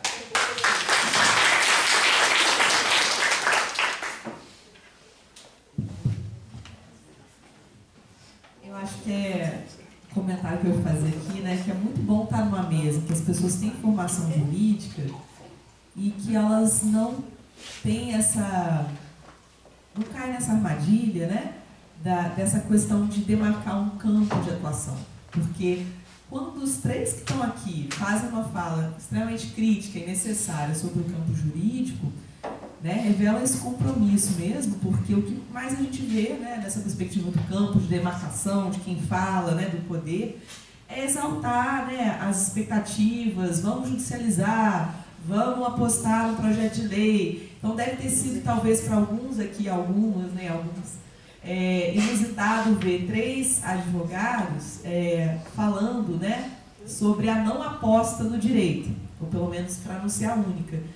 E eu acho que isso tem a ver com a formação, né? Que não necessariamente o curso jurídico concedeu, porque é o contrário disso, né? Mas que a militância, que a troca, ela acelera esse processo. Porque eu acho que isso está presente nas 3 falas, né? Só para ir amarrando, para a gente ampliar o debate. Quando o Caio trouxe, eu achei muito bacana, né? Todo mundo aqui pontuou, do concreto ao geral. O Caio começa a fala dele conversando sobre campanha eleitoral, né? Sobre eleições. De certa maneira, o Júlio vai terminar com isso pelo que eu vou pontuar, porque ele fala, olha, nessa conversa eu coloquei 2 questões. A agenda. Por que insistir em projeto de lei? Porque a questão do casamento seria uma pauta prioritária, né? Aí eu acho que tem um debate muito legal que a gente pode pensar como que o direito ainda é um espaço tão da norma que ele, mesmo quando entrega algum resultado que a gente celebra, é um resultado formatado, né? Então, busca-se a lógica cis heteronormativa e a partir dela é que a gente consegue algum direito, mas é na mesa cis hétero. É um lugar para ocupar na mesa cis hétero, para casar, para ter família, a constituição de um afeto, é sempre nessa lógica. Então a gente sai de matar a população, depois avança para patologizar, e aí depois para aceitar como humano, tem que ser humano como nós. Então é sempre uma perspectiva de negação. E o direito, historicamente, cumpre esse papel. Então acho que é muito interessante a gente se questionar também o que a gente pede do direito. A gente pede, né, esse formato, que é o que ele, por enquanto, provisoriamente consegue oferecer. E aí o Caio trouxe o fetiche com a lei, que eu acho que tem que ser expandido, não é só com a lei, né? Eu me questiono sobre o fetiche também com o próprio judiciário. Eu acho que a gente tem feito apostas mal calibradas em torno do campo como um todo, não só projeto de lei. Mas existe motivo, né? Eu acho que é aí que a gente também pode avançar na discussão, porque, por exemplo, na dissertação lá no mestrado eu ficava só batendo no ativismo judicial. E aí eu falava, qual é a alternativa? O que a gente faz? Aí eu falei, vou parar para essa, né? Vou sair um pouco de cena dessa luta pelo alto, por quê? Por que eu estou falando que é luta pelo alto? Porque o judiciário é um poder elitizado no Brasil, né? O perfil socioeconômico do judiciário é esse, é um poder masculino, embranquecido, né? Isso não é a gente, é o CNJ mesmo que fala, né? Proveniente dos estratos sociais, né? Altos, de religião hegemônica, né? Então, a discussão pelo alto, por que a gente está querendo? Aí a gente vai nas bases, vai nos movimentos, e aí eles estão reivindicando judicialização. Aí foi no momento da tese que eu entrei em curto-circuito, porque eu falei, poxa, eu vim aqui para te construir de outra forma. E vira e mexe, a solução é, vamos judicializar. Cadê o jurídico do sindicato? Cadê o jurídico da organização feminina? Cadê o jurídico da luta antirracial? Antirracista? Cadê o jurídico do LGBT? Eu falei, gente, mas a gente está só inflando esse poder, né, de dizer o direito, por que isso tudo? Mas é também porque a gente tem as vias muito obstacularizadas, né? Então a gente tem uma radiografia do Congresso, a importância das candidaturas, né, para poder linkar com a questão eleitoral. Não tinha espaço para a pauta do Congresso, né? Foi feita uma estratégia não só de ocupar quantitativamente o Congresso, com as bancadas, mas de forma pensada e calculada, pessoas que tivessem espaço midiático para controlar a presidência de comissões. Então isso dá poder de pauta no Congresso. E por conta disso a gente entende a aposta tática no judiciário. Não é uma aposta de confiança no sentido de que esse poder é iluminado, como diz o membro da STF, a gente é a vanguarda iluminista, a gente vai resolver os problemas para vocês. Não resolve, porque o que mais tem por lá é violência institucional. Então o fetiche, para ampliar, não é só a questão da lei, é o fetiche com o jurídico. Onde a gente vai, o pessoal tem medo de fazer o debate e quer levar para o jurídico. Isso dá na própria universidade. A gente está abrindo mão de discutir educação porque tem que levar para o jurídico. E o jurídico, às vezes, é uma resolução do MEC, no governo X. Então, assim, é um formalismo, né, com o que há de pior. E aí, quando a Luísa trouxe, né, a lógica da questão dos cartórios, eu acho que foi um movimento que, em tese, foi interessante, só que a gente não está fazendo ainda, né, a discussão precisa ganhar fôlego. A gente conseguiu coisas importantíssimas lá, mas que o cartório está retrocedendo, porque a lógica era despatologização. Né? Acho que a Luísa também acompanhou o processo da Bruna Leonardo, a gente teve que fazer uma hiper, né, algazarra em frente ao fórum, porque eram anos e anos se arrastando, e o que a gente viu foi que justamente, né, nada valia, tinha que ter um depoimento da mãe, do namorado, todo mundo tinha que falar o que ela era, menos ela era escutada, né? E aí quando joga para o cartório, e o CNJ fala na facultatividade dos documentos, quer dizer, de novo, coloca-se na mesa a possibilidade da gente resgatar essas perspectivas. E aí eu acho que é isso, né? Por que os movimentos vão ainda assim para o judiciário ou para as instituições? Porque há uma disputa sobre o simbólico e sobre o imaginário. Porque a violência ela é estrutural, então eu acho que eu estou com total acordo com o Caio, o direito não resolve, mas o direito retroalimenta. Então, se a gente não disputa via projeto de lei, se a gente não disputa a narrativa judicial, amplia-se o espaço para aquilo que vocês colocaram, que é no dia a dia, né, no balcão ali de quem está na lida do direito, o espaço para a violência institucional amplia se a gente não faz essa disputa. E aí, só para pontuar só uma questão também da fala do Júlio, né, ele colocou essa denúncia muito importante em relação ao IBGE, e eu me lembrei que em plena pandemia, a gente teve uma tentativa do governo atual federal de jogar todos os dados de usuário de telefonia móvel nas mãos do IBGE para fazer o censo, porque na época não daria para fazer esse corre-corre na casa das pessoas, pandemia, isolamento. E assim, são dados que em tese, né, assim, você pode tentar fazer um processo de anonimização, mas que a gente sabe que tem falhas. E aí precisou de novo do STF embarrear essa medida provisória, né? Porque seriam muitos dados na mão de uma instituição, e aí? Como é que a gente garante uma proteção disso? Então a gente está vivendo, foi o que eu até comentei ontem, a demanda por dados para não ter mais apagão, porque senão a pessoa, se ela não existe, ela não é um problema, e a gente precisa fazer política pública, como você também estava comentando na denúncia, mas ao mesmo tempo esse cuidado, porque os dados estão sendo corrompidos, eles estão indo para o debate de uma forma que não provoca uma qualificação do debate, né, público. Essas disputas vão se dar em todas as dimensões. No processo lá de discussão da lei de feminicídio, a comissão amadureceu uma proposta excelente que incluía mulheres cis e trans. Quando chega na hora de votar, exclui. Então, essa disputa se dá no nível constitucional, se dá no nível, né, da legislação, se dá no nível do judiciário, se vai se dar no nível do cartório. Por quê? Porque é estrutural. Agora, entender que é estrutural não pode nos levar à paralisia de não fazer as disputas em cada campo, porque eu acho que é isso que está a questão. Quando a gente joga, ontem a gente viu um pouco dessa questão aqui. Bom, isso não é uma competência do município, né? Isso é uma competência do Estado, isso é uma Ok, mas a gente pode produzir um constitucionalismo multinível, é fazer disputa em cada campo, estimulando, né, onde não for a competência estrita, aí é o que o Caio deu exemplo. Vamos, então não é a questão do trabalho é da União, mas vamos tentar criar aqui, né, tentar aqui uma forma de avançar na política, porque senão a gente fica, não deixa que eu deixo. E para terminar a questão da formação, né, pessoal?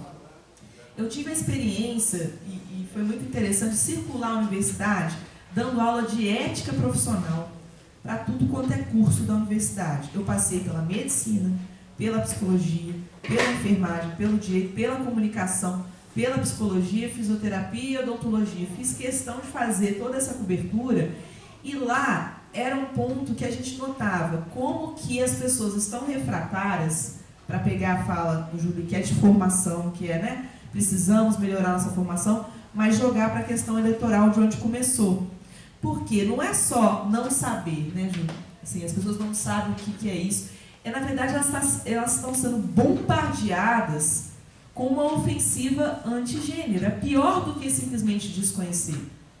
O que a gente teve, gente, na eleição de 2018 foi uma mobilização de uma pauta moral, né, que tomou por alvo a população LGBTQIA+, e isso colocou uma resistência muito grande a qualquer tipo de discussão, né? Existem campos consolidados de estudo que estão sendo desqualificados. As bolsas, os recursos públicos para a ciência não vão mais para esses debates. Eu, particularmente, estou até fazendo um movimento tático de avançar, até porque eu estou no mestrado de Direito e Inovação, flertar com alguns temas que são considerados high-tech, porque aí tem verba para fazer a discussão que eu quero, que é de gênero, de sexualidade, de violência institucional. Porque se você fala que o debate é sobre gênero, não tem verba. É outra forma de silenciamento.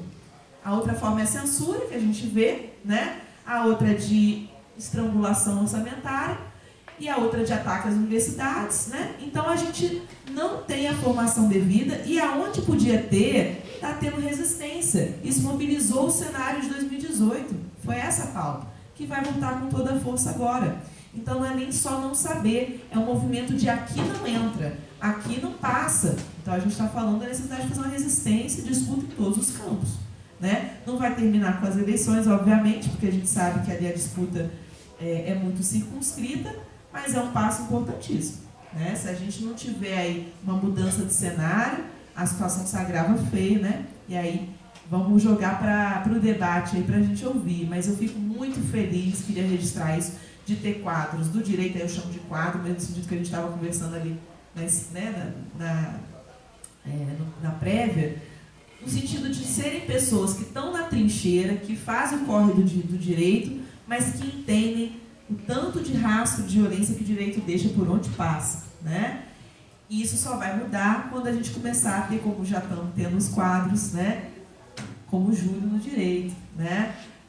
São quadros que vão subverter na epistemologia do direito. Aí a gente começa a conversar, né? Fora isso, é pegar o direito para formatar mais ainda. É por isso a frustração que a gente está aqui compartilhando nessa mesa. É porque a gente vai precisar renovar o quem do direito.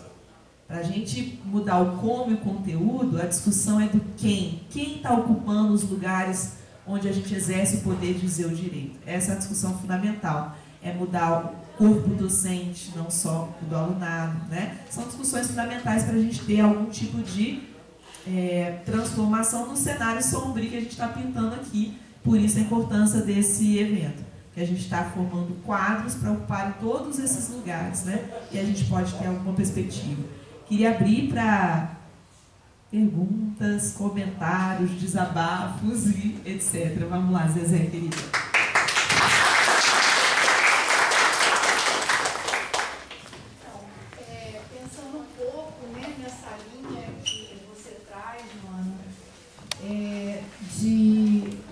Pensando, né, pessoas trans ocupando espaços aí de extrema importância, né?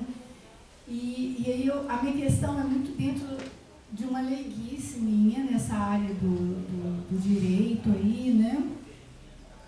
E aí eu fico pensando, sabe, quando pessoas trans nessa busca de conseguir um espaço de trabalho, né, de ocupar esses espaços de trabalho, e aí estão lá fazendo, trabalhando como recenseadores, né?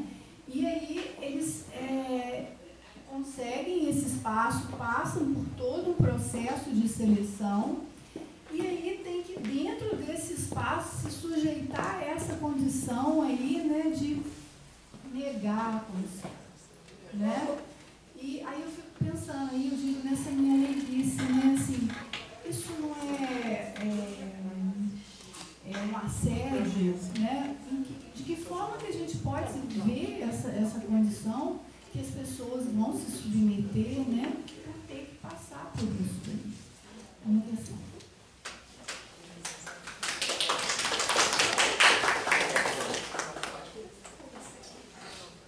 Ô José, essa questão é uma questão muito séria. As denúncias que eu recebi foram de pessoas trans, porque pessoas cis passaram pelo treinamento do IBGE, não fizeram uma leitura crítica do que estava sendo pedido, que é viole corpos de pessoas trans, independente da autodeclaração, sendo que na decisão do STF que garantiu a retificação de nome e gênero nos cartórios, existe a palavra autodeterminação.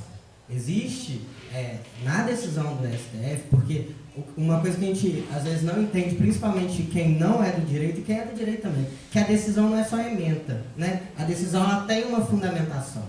Então, quando você pega aquela fundamentação, ainda que sejam casos diferentes, você pode usar o mesmo raciocínio.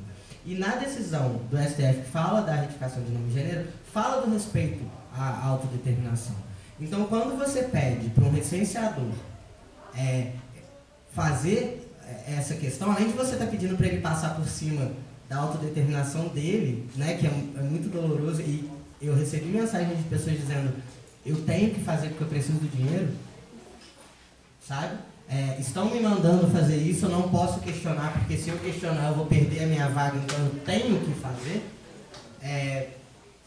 A gente naturaliza essa violência, né? E ao mesmo tempo, eu acredito que a gente tem que utilizar o nosso lugar de fala, o nosso espaço de debate, para trazer essa questão e falar assim, e aí, o que a gente vai fazer com isso? É uma transfobia. É transfobia isso. O nome disso é transfobia.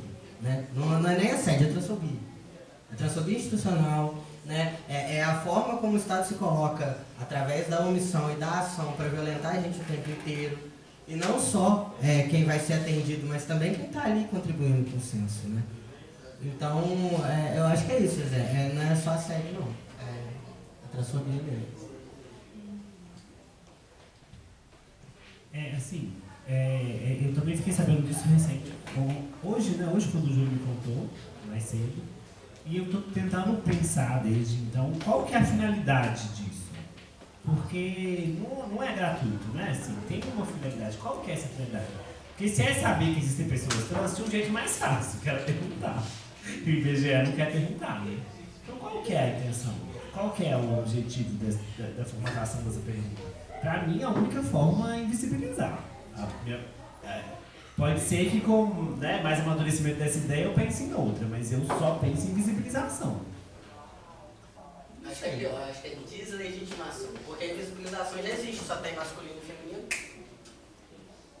Inclusive, assim, só vamos acrescentando, mas é uma escolha política, é uma escolha de quem está aí de fazer esse tipo de operacionalizar essa lógica realmente que eles adotam de preconceito, de questionamento da dita ideologia de gênero, não é? Então, é uma opção política, por isso que a gente tem que escolher muito bem quem que a gente vota, porque parece que essas opções, essas escolhas políticas de você elaborar um plano de governo sobre o qual vai se assentar, ideologia de gênero não pode, e etc., você parece que tem momentos, isso acontece, que se sobrepõem aos princípios sobre os quais se fundariam a nossa república. Então, assim, se coloca acima da dignidade da pessoa humana, a dignidade da pessoa humana já virou, né, é uma ficção. né, como diz um filósofo ficcionalista, Hans Weiring, são ficções que a gente precisa criar para que um dia a gente consiga alcançá-las realmente. Porque, do ponto de vista da população em geral, a gente não tem dignidade humana para todos. Então, isso é um fato. Então, realmente, tratam-se de escolhas políticas.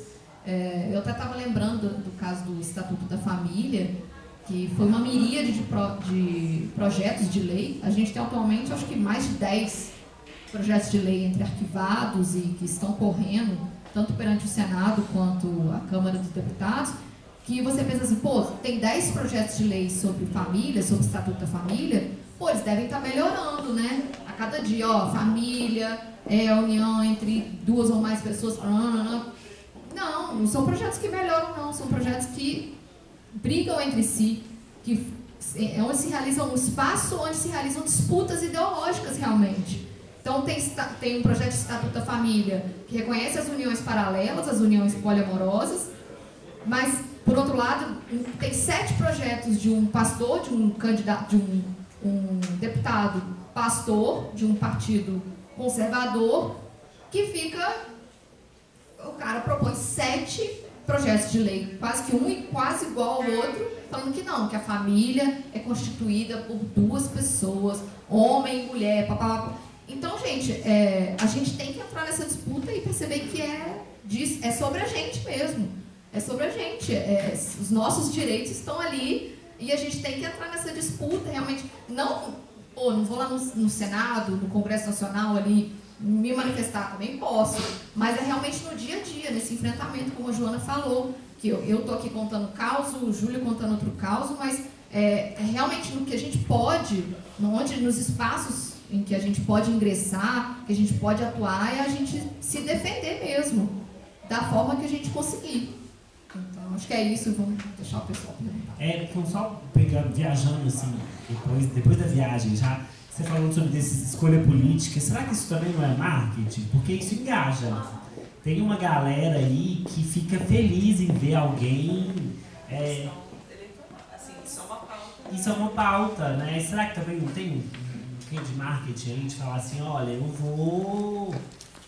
Aqui, no meu Brasil, no meu país, ninguém é o que fala que é, não. É o que eu deixo ser. E se eu não deixar, não é. E isso gera um apego nas pessoas, infelizmente. Só, já que eu com o microfone na mão, uma coisa que a Joana falou do direito, eu sempre falo isso no final das falas, os amigos sabem, o direito é um espaço de manutenção de desigualdades. E sempre foi. É o lugar em que as pessoas vão buscar seus direitos, mas é também o lugar em que as pessoas vão buscar a manutenção do seu status de privilégio. Mas o direito também tem um poder de mudança social. Vez ou outra ele acerta e consegue mudar a vida das pessoas. Tá faltando a gente se organizar. Então a gente tem que se organizar para enfrentar isso que é ruim e investir nesse poder de mudança.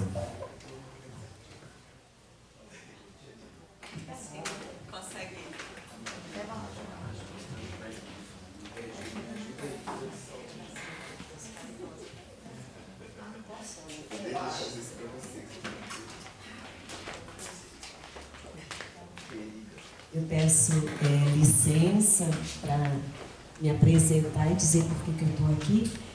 Eu sou Nádia, eu sou professora na rede municipal. Dia 2 agora de agosto eu farei 29 anos como professora.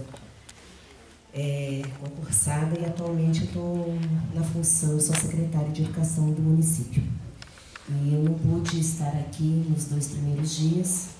Eu estava numa outra atividade, terça, quarta e quinta à noite, no fórum Próximo Futuro. Mas teve aqui uma representante da SE, né, a Jussara. E hoje é aniversário da Niara, a menina dela mais nova. Então, eu já tinha falado que eu viria e falei, Ju, não precisa ir, vai cuidar da Niara, né, que é dia dela. E não sei se eu vou repetir alguma coisa, mas eu só queria dizer assim, eu reconheço, né, que ainda não fizemos tudo o que podemos fazer, estamos caminhando numa gestão com muita dificuldade nesse sentido, porque temos que combater o tempo todo essa hipocrisia, principalmente do parlamento, né? A gente tem uma Câmara extremamente complicada. O ano passado eu virei meme demais, nossa, virei vídeo, meme, horrores na mão de um determinado vereador. E um deles foi quando um dos cursos que nós oferecemos ao longo do ano, e ainda no modelo remoto, né, tudo online, era um curso que falava de gênero, sexualidade e sobre as questões raciais, conduzido pela Jussara, e era ofertado, óbvio, que para as coordenadoras das creches, que as creches são creches parceiras do município, não são municipalizadas, mas são creches parceiras, e para toda a rede municipal. E quando ele viu isso, ele ficou enlouquecido, óbvio, né? Porque a pauta dele é conservadora, é hipócrita, e assim, ofendeu muito, tentou impedir com que o curso acontecesse, mas ele já tinha me xingado tanto naquele momento que até os vereadores estavam cansados e falaram, chega, e aí passou o curso, a gente conseguiu fazer o curso.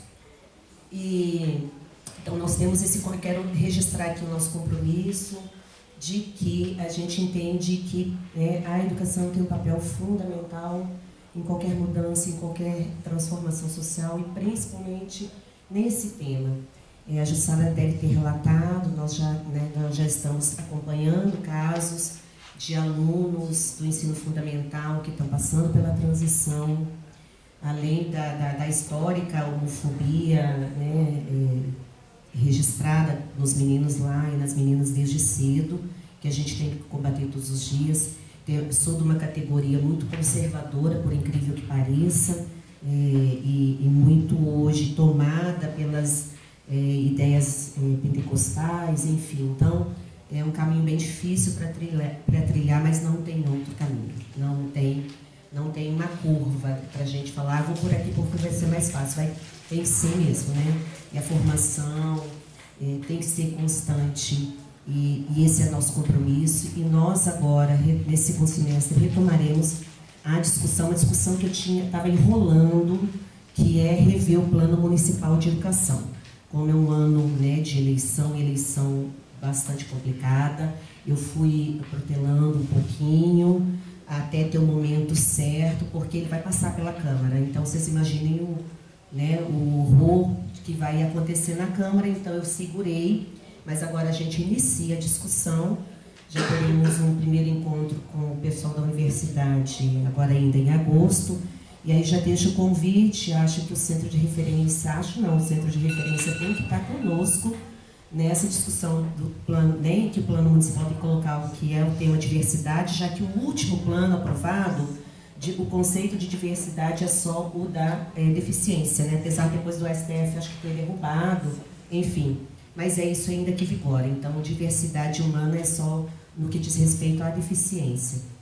E agora a gente tem que, então, derrubar esse conceito e construir um novo, e vai ser também a partir do Plano Municipal de Educação.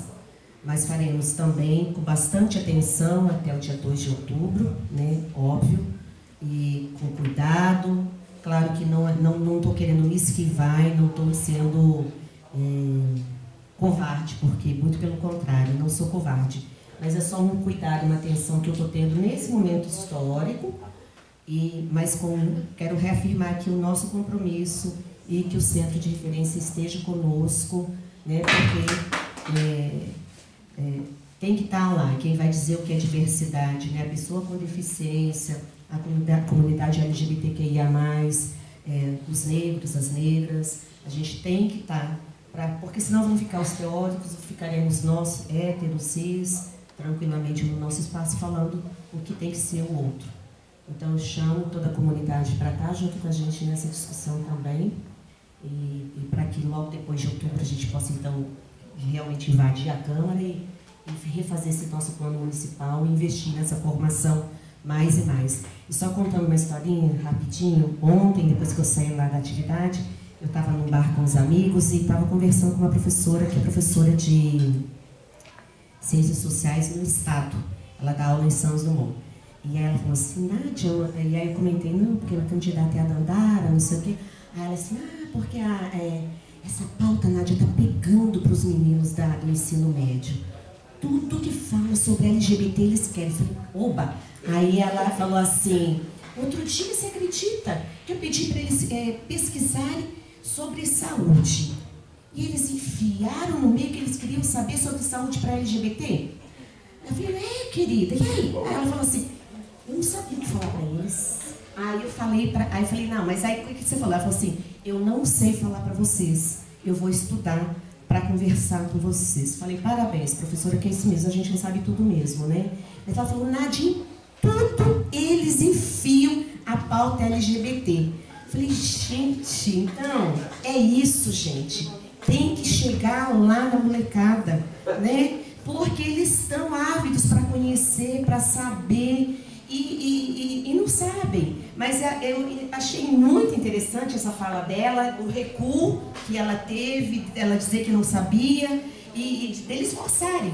E assim, ela quase que disse assim, o que tem saúde com LGBT? Mas aí ela, né, refez e falou assim, não, eu vou estudar e tem a ver. E eles mesmos começaram a falar para ela, então, sobre saúde, porque eles mesmos foram fuçando e achando tema. Achei isso, né, aconteceu ontem à noite. Então foi dizer que no meio desse horror todo que a gente está vivendo, tem luz apontando por aí e passa muito pela educação.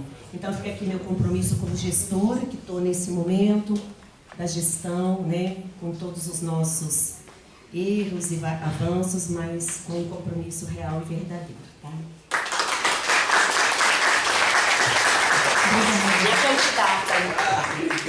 E eu queria só reafirmar o que a Nádia disse, da importância da gente discutir as questões de gênero e sexualidade nas escolas e de desmistificar que a gente está querendo sexualizar as crianças, ensinar as crianças, né, fazerem sexo, ainda que a gente possa fazer isso também, porque se for ensinar a fazer um sexo seguro é ótimo também, né, porque os adolescentes já estão aí, né, ninguém está esperando para poder fazer alguma coisa.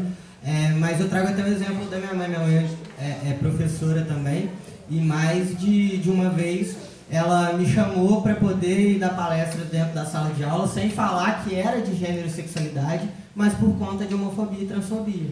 Então eu entrava para falar de diversidade, e aí usar a palavra diversidade incluía outras pautas também, mas para chegar na questão da LGBTQI-fobia. Porque os alunos sofrem muito, né? E não é fácil você formar sendo trans, você formar sendo LGBT. Não à toa, eu só comecei a fazer minha transição, inclusive com terapia hormonal, depois de me formar na faculdade. Então, quanto tempo eu tive que me violentar e passar por desenhos de pênis depois do meu nome na chamada, até eu me formar e ter a oportunidade de conhecer o professor Marco, que foi a primeira pessoa que acreditou em mim que eu poderia debater esse tema. Então, muito obrigado também. E reafirmo a importância dos educadores nessa discussão política. O professor Marco quer colocar também.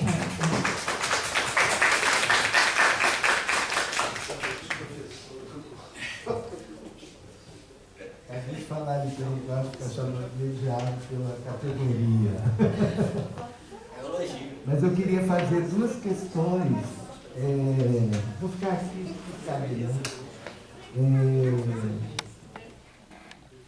eu sou de uma geração, eu vou aproveitar até a fala da Indianária, que eu sou mais velho que a Indianária aqui. Eu sou de uma geração que o Estado nada tinha. A gente estava em ditadura. Né? Nem se pensava em casamento civil igualitário. Apesar de eu sou viado e detesto esse papo do casamento civil igualitário. Não sou gay, sou viado. Isso para mim já é a diferença, até com relação ao enlace matrimonial. Né? E naquele momento, né, estou falando particularmente começo dos anos 80, né, que eu vou fazer 60 anos agora. Nos anos 80, nós existíamos, apesar de ser rotulados de especiais e doentes. Isso porque a gente foi criminoso durante muito tempo. E eu sou da área de saúde mental.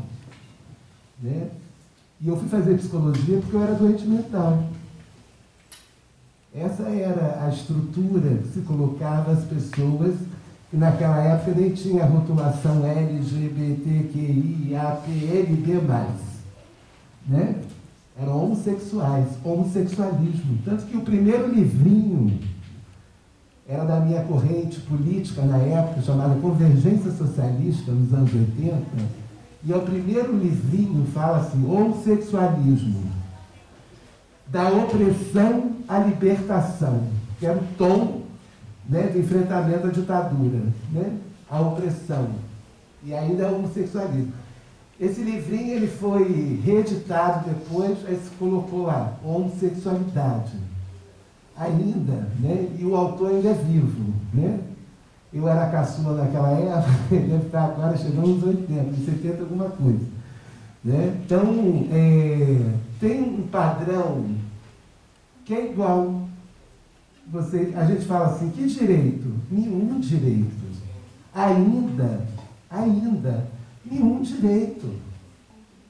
Eu, às vezes, acho que eu sou muito isolado para ficar falando determinadas coisas, mas que bom que eu vi os técnicos do direito, né? Porque é isso, vocês são os técnicos do direito, fazendo uma politização do debate.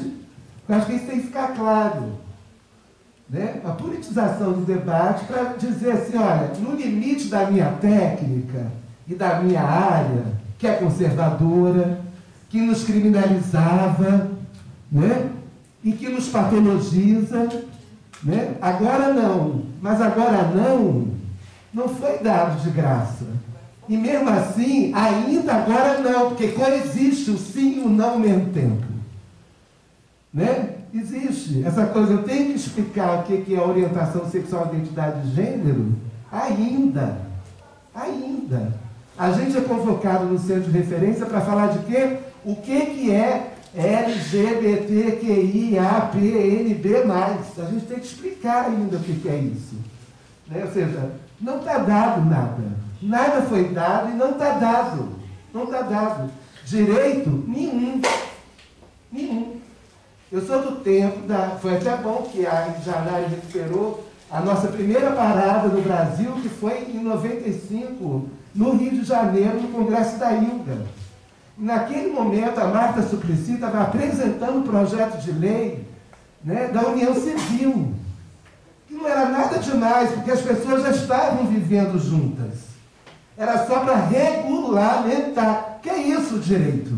É regulamentar o meu corpo, a minha experiência, a minha existência. Porque eu existo, independente do que vai dizer se eu posso ou não posso, porque a gente sempre fez.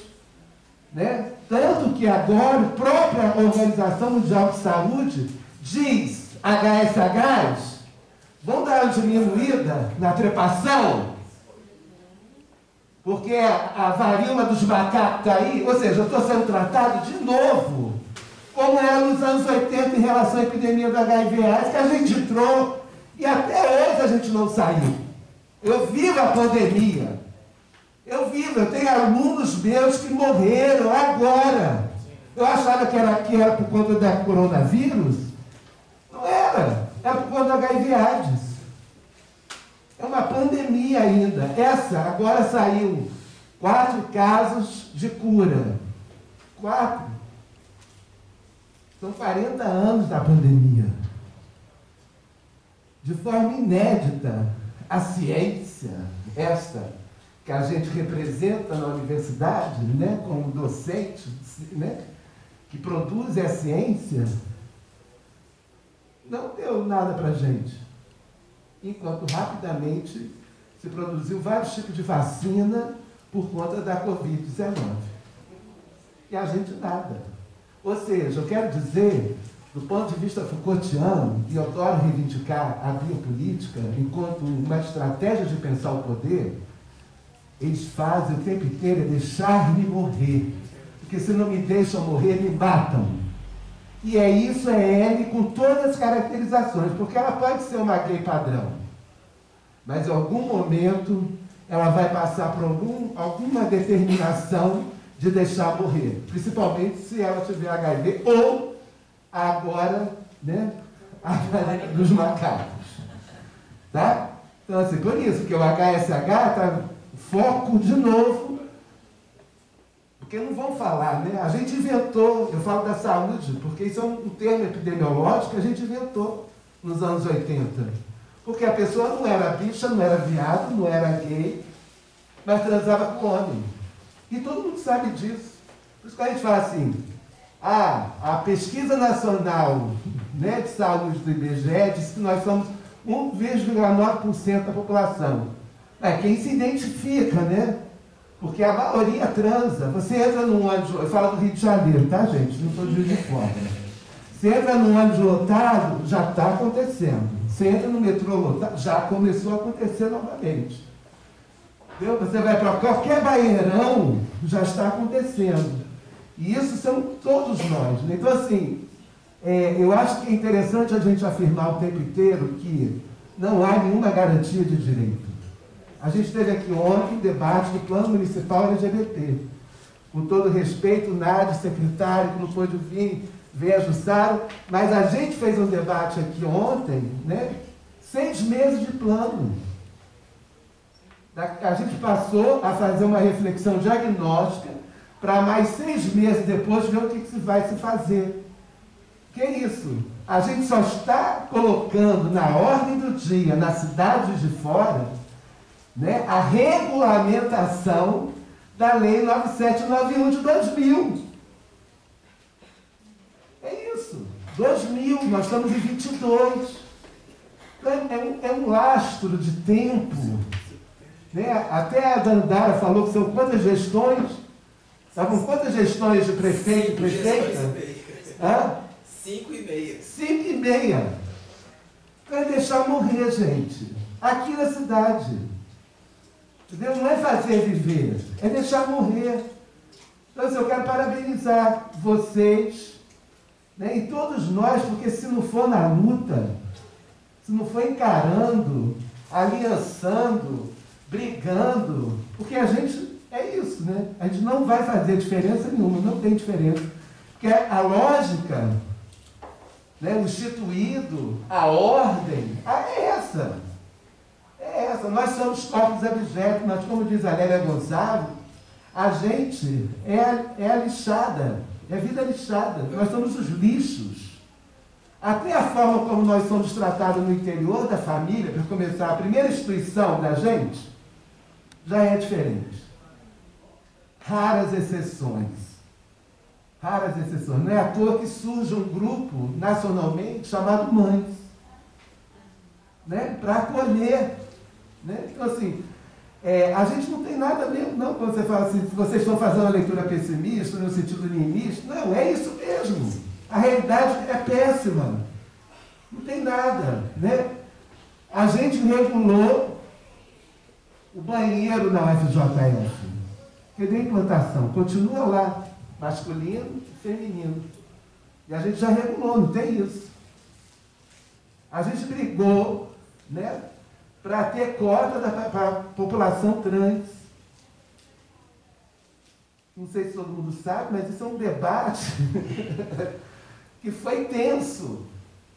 Das pessoas dizerem, não vou dizer aqui os nomes dos programas de pós-graduação, que isso ia desqualificar os cursos de pós-graduação. Então, eu ter Dandara como minha aluna, eu ter Júlio como meus alunos de mestrado, isso é desqualificar? Que é isso que está sendo colocado? Só essas pessoas, no sentido institucionalizado da regulamentação, não é para estar na universidade, não é para estar no parlamento, não é para ser nada, é para ser morta.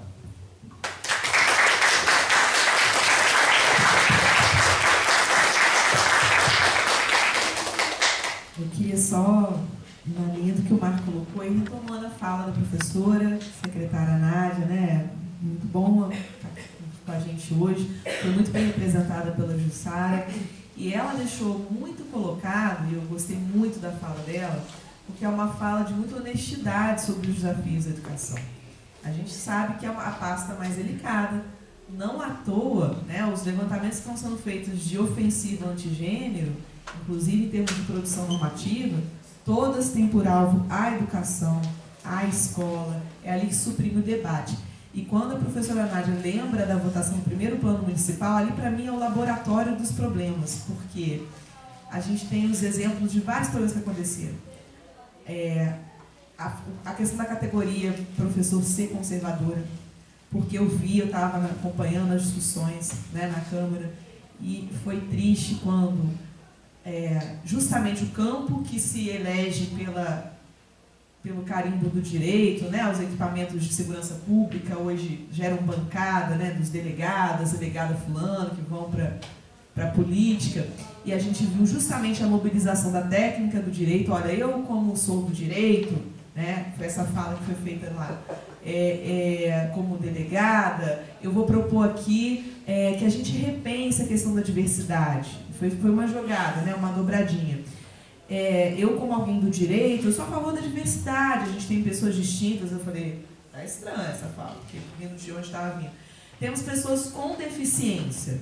Agora, tem que ser até aqui, porque dali para frente, aí a gente já está falando de uma questão que é da família, que é a questão da discussão sexual. E aí jogou para o colega, que aí fez a proposta de emenda para tirar. E aí, quem estava lá preocupado com a diversidade, a gente tinha muito ativista LGBT no dia, começou a surgir, e eu olhei para o lado e vi os colegas professores silenciando essas pessoas, dizendo assim, vocês estão desviando o debate não é diversidade, a gente tem que voltar a falar categoria professor. E aí, professor, que eu acho que a gente tem que pensar o seguinte, né, cada um no seu lugar. Quando a gente está na gestão, é um lugar de luta, e a gente sabe que você está brigando, e que sofre violência de gênero na política, né? Você falou dos memes, a gente acompanha, e a política se atualiza de forma violenta, como masculina, como cis, né? Heteronormativa, embranquecida.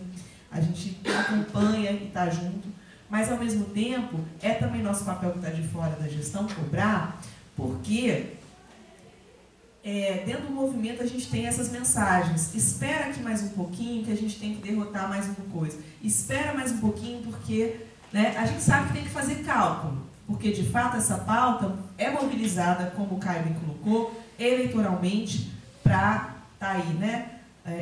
A nossa sociedade está aí com esse governo, porque ele representa todo esse ódio, e não vai acabar só na, né, derrubada de uma pessoa. É esse o nosso espelho enquanto sociedade. Mas, ao mesmo tempo, nesse cálculo político do que agora é oportuno colocar no debate, não dá para a gente dizer assim, espera mais um pouquinho, porque é violência demais. Então, o nosso papel é dizer, não dá para esperar. Eu não posso primeiro discutir a questão do trabalhador, e espero um pouquinho que é polêmico, depois eu discuto a diversidade. O nosso papel é dizer, existe uma urgência sobre esse debate. As pessoas continuam morrendo, continuam sendo violentadas nas escolas, né? Na universidade, que a gente está aqui também falando e pondo o dedo na ferida. Então, são papéis distintos, em que a gente se une, cada um tem os seus limites institucionais, né?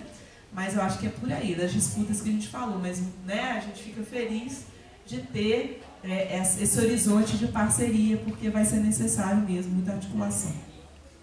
Não sei se a gente tem uma outra mesa. Temos aqui? Fala. Está escrito? Não vi. Vamos lá.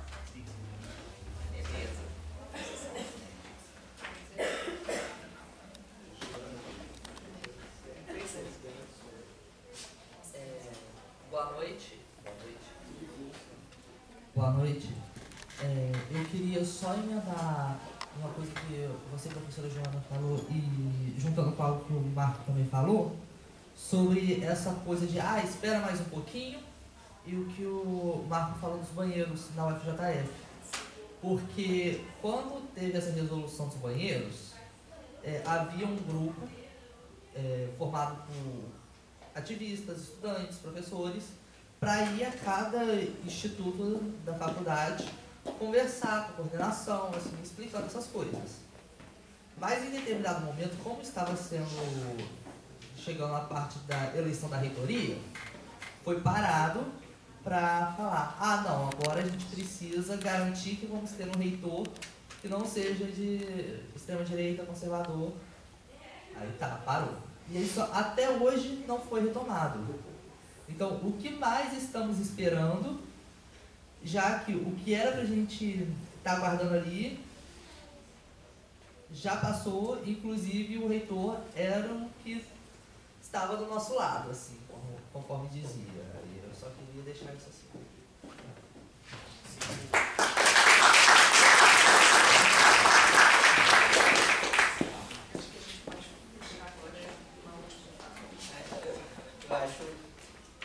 Eu acho que a gente podia ficar aqui o resto da noite discutindo, mas a gente precisa de dar lugar para outros debates também. Então, muito obrigado a todos que ficaram aqui e contribuíram com o debate, escutaram também. E muito obrigado a todos que compuseram a mesa aqui. Foi um prazer de novo estar com vocês. Espero que a gente continue essa tour pelo resto do Brasil. Então, muito obrigado.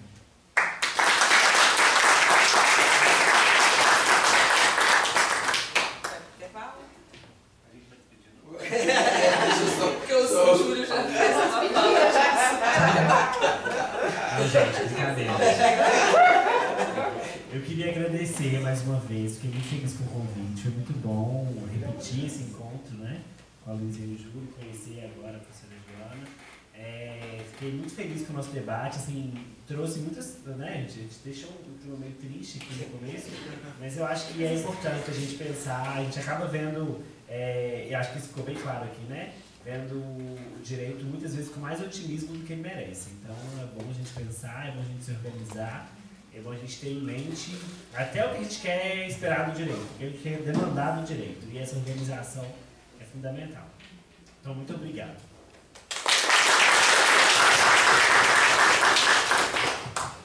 Galera, só agradecer mesmo. Não tenho mais nada a acrescentar, não vou atrapalhar o lanche de vocês.